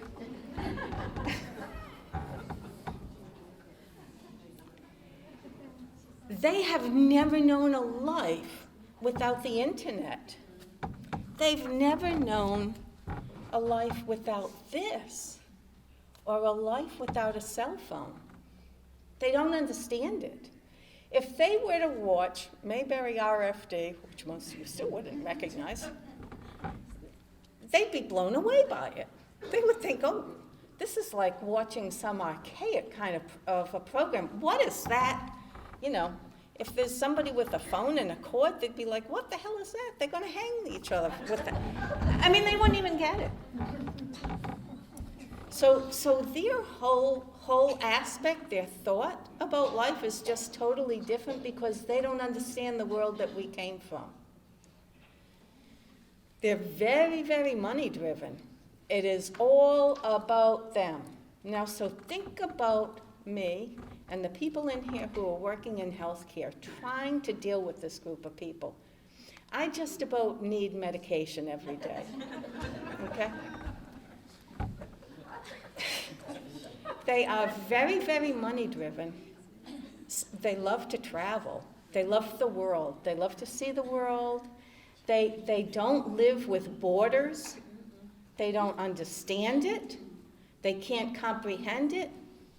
For the fellow who was talking about people showing up in bedroom slippers, that's a daily event in Miller County, okay? They don't understand test taking. I'm not sure what they're doing in school, but the idea of test taking is almost foreign to them. You want me to prove myself to you? That I know something? Oh no, this is for me. Who in here is from healthcare? Anybody? Am I exaggerating? No. Accountability? It ain't happening. I'd rather go home because someone's going to take care of me. Okay? That's what, I don't have children. Somebody raised all of these people, and I'm not sure who it is.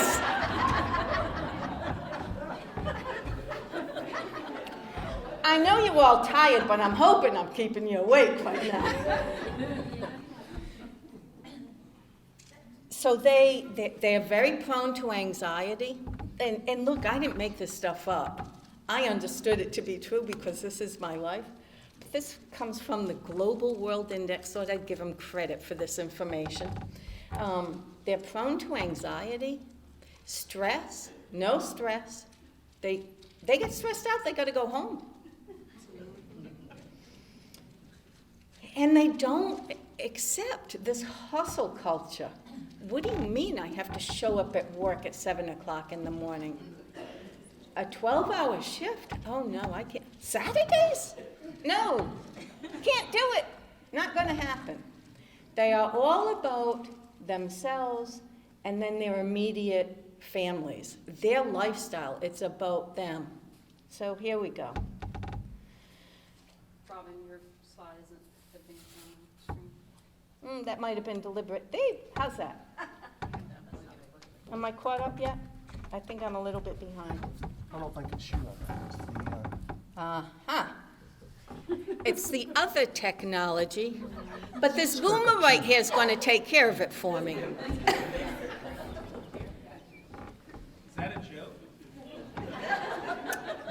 It wasn't intended It wasn't to be. intended, no. He said to unplug it and plug it back in. It's Technician 101. Reboot. How's that? No, it's still, see, it isn't like, hold on. Right.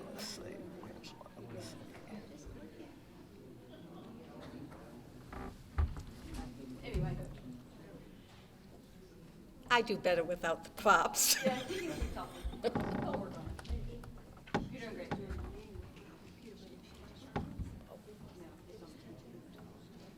Jerry, how you doing there? All right, just keep going. Don't mind me. Okay. So how do we deal with this? That is the biggest, that is why I say today, it isn't, yep, okay, closer to the mic. How do we deal with this in healthcare? Healthcare is about structure. It's about regulation. You gonna try and do that for me? What is your name? Amy. Oh, are you Amy Jones that I bothered last night? Hey, nice to meet you. Okay. Healthcare is all about structure and regulation. There is no wiggle room in healthcare. It is regulated by both the federal government and the state, and if you don't do what it is that they want you to do, then there's things like fines, being barred from Medicare and Medicaid programs, possible arrest. And if that isn't bad enough for you, then there's always the legal system that can come after you. So everything in healthcare is so regulated and very, very structured. How do you convert a Gen Zer into this kind of an environment? It is the biggest challenge that I have faced and am going to continue to face, apparently. So the environment, everything is controlled, and you're trying to fit, really, our challenge is fitting that, that round circle into a square peg. And it is I haven't solved it. I'm just here to say, sorry, I don't have all the answers for you.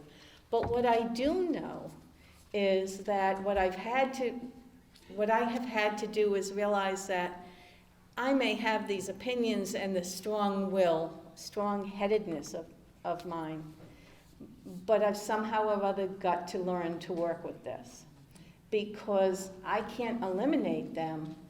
And at the end of the day, by the time the boomers and the millennials are gone, this is what it is that we have. And so we heard people talk about working with them in their formative years. I'm going to tell you, that's what it is that we absolutely have to do. Encourage them when they are in not just high school, but grammar school, middle school, and try and work with them. And we heard a lot of great examples of things that people are doing to make that a reality. But we only, the teachers have them so long, parents have them so long, and then we have to try and influence them as well. So getting into the grammar schools, my staff, and when we talk about a workforce, a hospital is nothing more than a community. There are people, there is a job in healthcare for anybody who wants one. There are jobs in HVAC, plumbing, electrical, dietary. It's not just nurses and phlebotomists and doctors. There is a job for anybody who just has some kind of work ethic and can work within structure. Finding that individual who can work within some kind of structure is really our goal, trying to figure that out. The jobs are 24/7. How do you, when you're a patient in a hospital or a nursing home, can you imagine what's going to happen 10 years from now when the rest of us are gone? Who's going to be there at night if everybody wants to go home and go on vacation?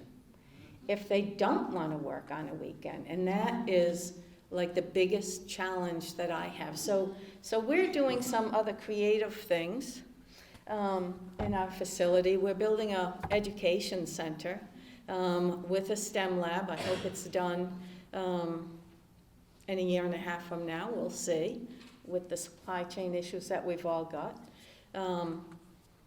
We're trying to work and develop our own workforce. We're a teaching facility for every technical school and college throughout Georgia.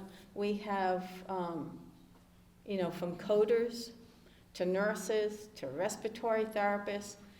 We've got every walk of life in some kind of training program, and we start them when they're in high school. One of the things that I did, do you think I can move this with my finger? You can move it on the computer. Which side are you on? Oh, I'm not sure.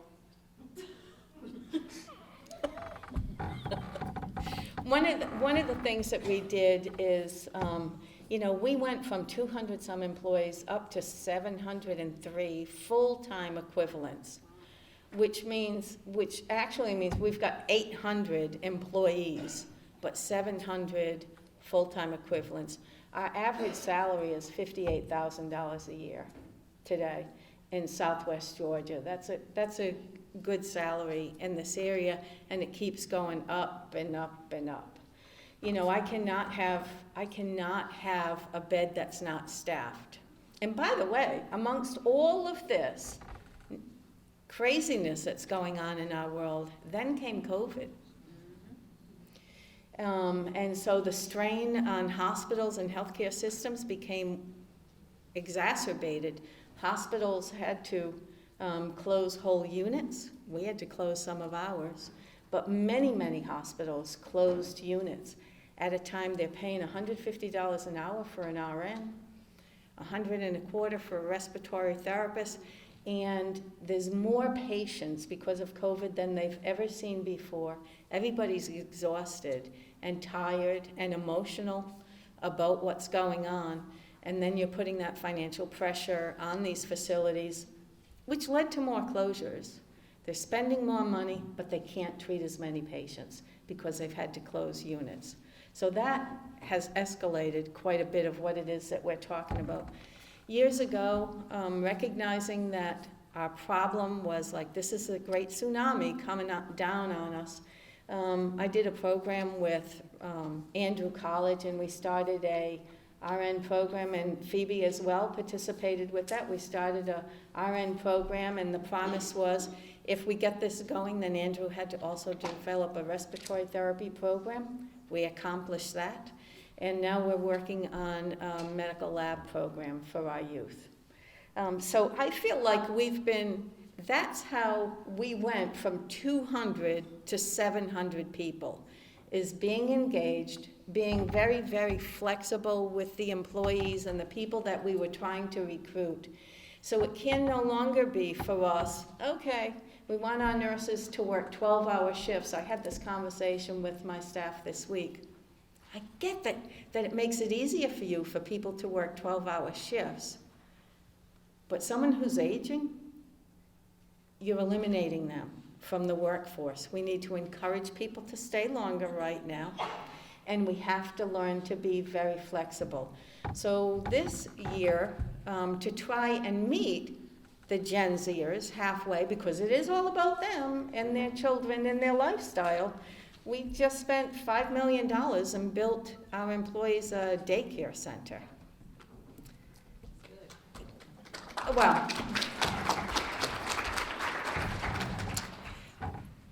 the story isn't over yet, because that is like an act of desperation. I thought about it 3 years ago, passed on it, and then decided, oh my God, I just have to bite the bullet and do this if we're going to safeguard the lives of the patients that are in our facility. It wasn't once and done, though, because it's costing about $750,000 to keep it operational every year. So it's not once and done. It's a long-term financial commitment for the organization. So here is Andrew College. And, oh, you're trying to do that for me. What a good girl. But hold on, don't get, so here's some of that. This was the first graduating class about 8 years ago. Flip down. What do you want me to do? Can you get it? Just keep talking. Okay, so Andrew College, along with the graduating class, I talk faster than your finger moves.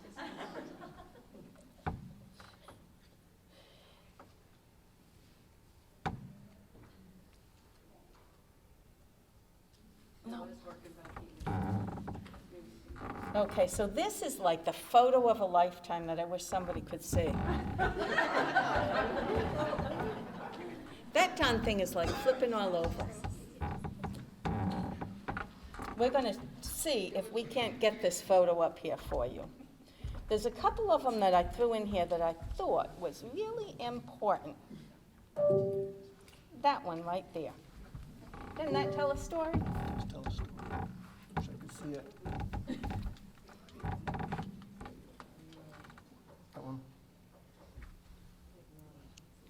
Isn't it lovely? But if we had a millennial in this room, and a Gen Zer, and since none of you admitted to it, it's just me and Jerry. It's a tough life. So what I have is a photo of Miller County Hospital when I went there. You would, on a dare, not have gone in there. I promise you. Well, at least I would not have. I'm sorry. Messing you up. Where are you at, right there? Yeah, that's fine. Just describe it in your You words. can't. You can't. You know, a picture tells 1,000 words. Here you go, honey. Take off. There you go. It's right here. Just turn the computer around. There. Can anybody see that? Looks great. Because let me just say, if you can't, come on up and feast your eyes on this. That instills confidence in your local healthcare system. I promise you. You would want to go in here. No offense, Jerry. That's what we look like then. This is what we look like today. And better yet, why don't you all just take a drive by one day? I promise we'll still be there. So that's what we look like today. Here's an evening shot of the facility. Hello, how are you? Yes, can you? Oh, who are you? Millennial. You're a millennial. That was our opening speaker. Hey, Lisa. If you're ever looking for a decent job, we're always looking for smart people. Don't take our people. Miller County is the place to be. Yep. Okay, see, that's it. Hey, how did you do that? Got skills. Okay, so now how do we get it to scroll forward so they see the next pictures. There you go. You are the woman. She is indeed. She really is. Okay, so there's Miller County today. Keep on going there, honey. You're hired. She is. That's the night shot. There you go. Can you tell? Keep right on going. Next screen. Yeah, there you go. Now, wouldn't you feel like you could go in that facility? Okay. All right. So now we got some more data. So here's the current employment. So current employment, 703 FTEs. In 2009, 227. Annual revenue just back then was less than $18 million. Today it's $98 million. Our annual payroll back then was less than $12 million. Today it's $54 million. That's the growth. And by the way, everything that we build, we pay for. So we have no debt whatsoever. And, huh? It's the baby boomer who did it. Along with a whole host of great people. Great dedicated talent who did this. I didn't do it. I'm not a nurse. If anybody wanted to know, I can put on a Band-Aid, but that is the extent of it. And so can you bring us down to the next one? I know Phoebe has something that looks just like this, except it doesn't have our name on it. So this is one of two vehicles. Uh-oh. There you go. Good girl. I really like you. You've got a great attitude, too. So this is one of two of our vehicles. We've been running these for about 6 years, and they go out into some rural communities. Oh, hey, Lisa, there it is. There's one of them. Okay. So this is our outreach vehicle. We've got two. They provide full examinations out into the rural areas, even more rural than just Miller County. So we can do full lab, full examination, EKG, X-ray on one of them. So that's one of the things that we started doing. And here's my best slide. I say this to my staff all the time.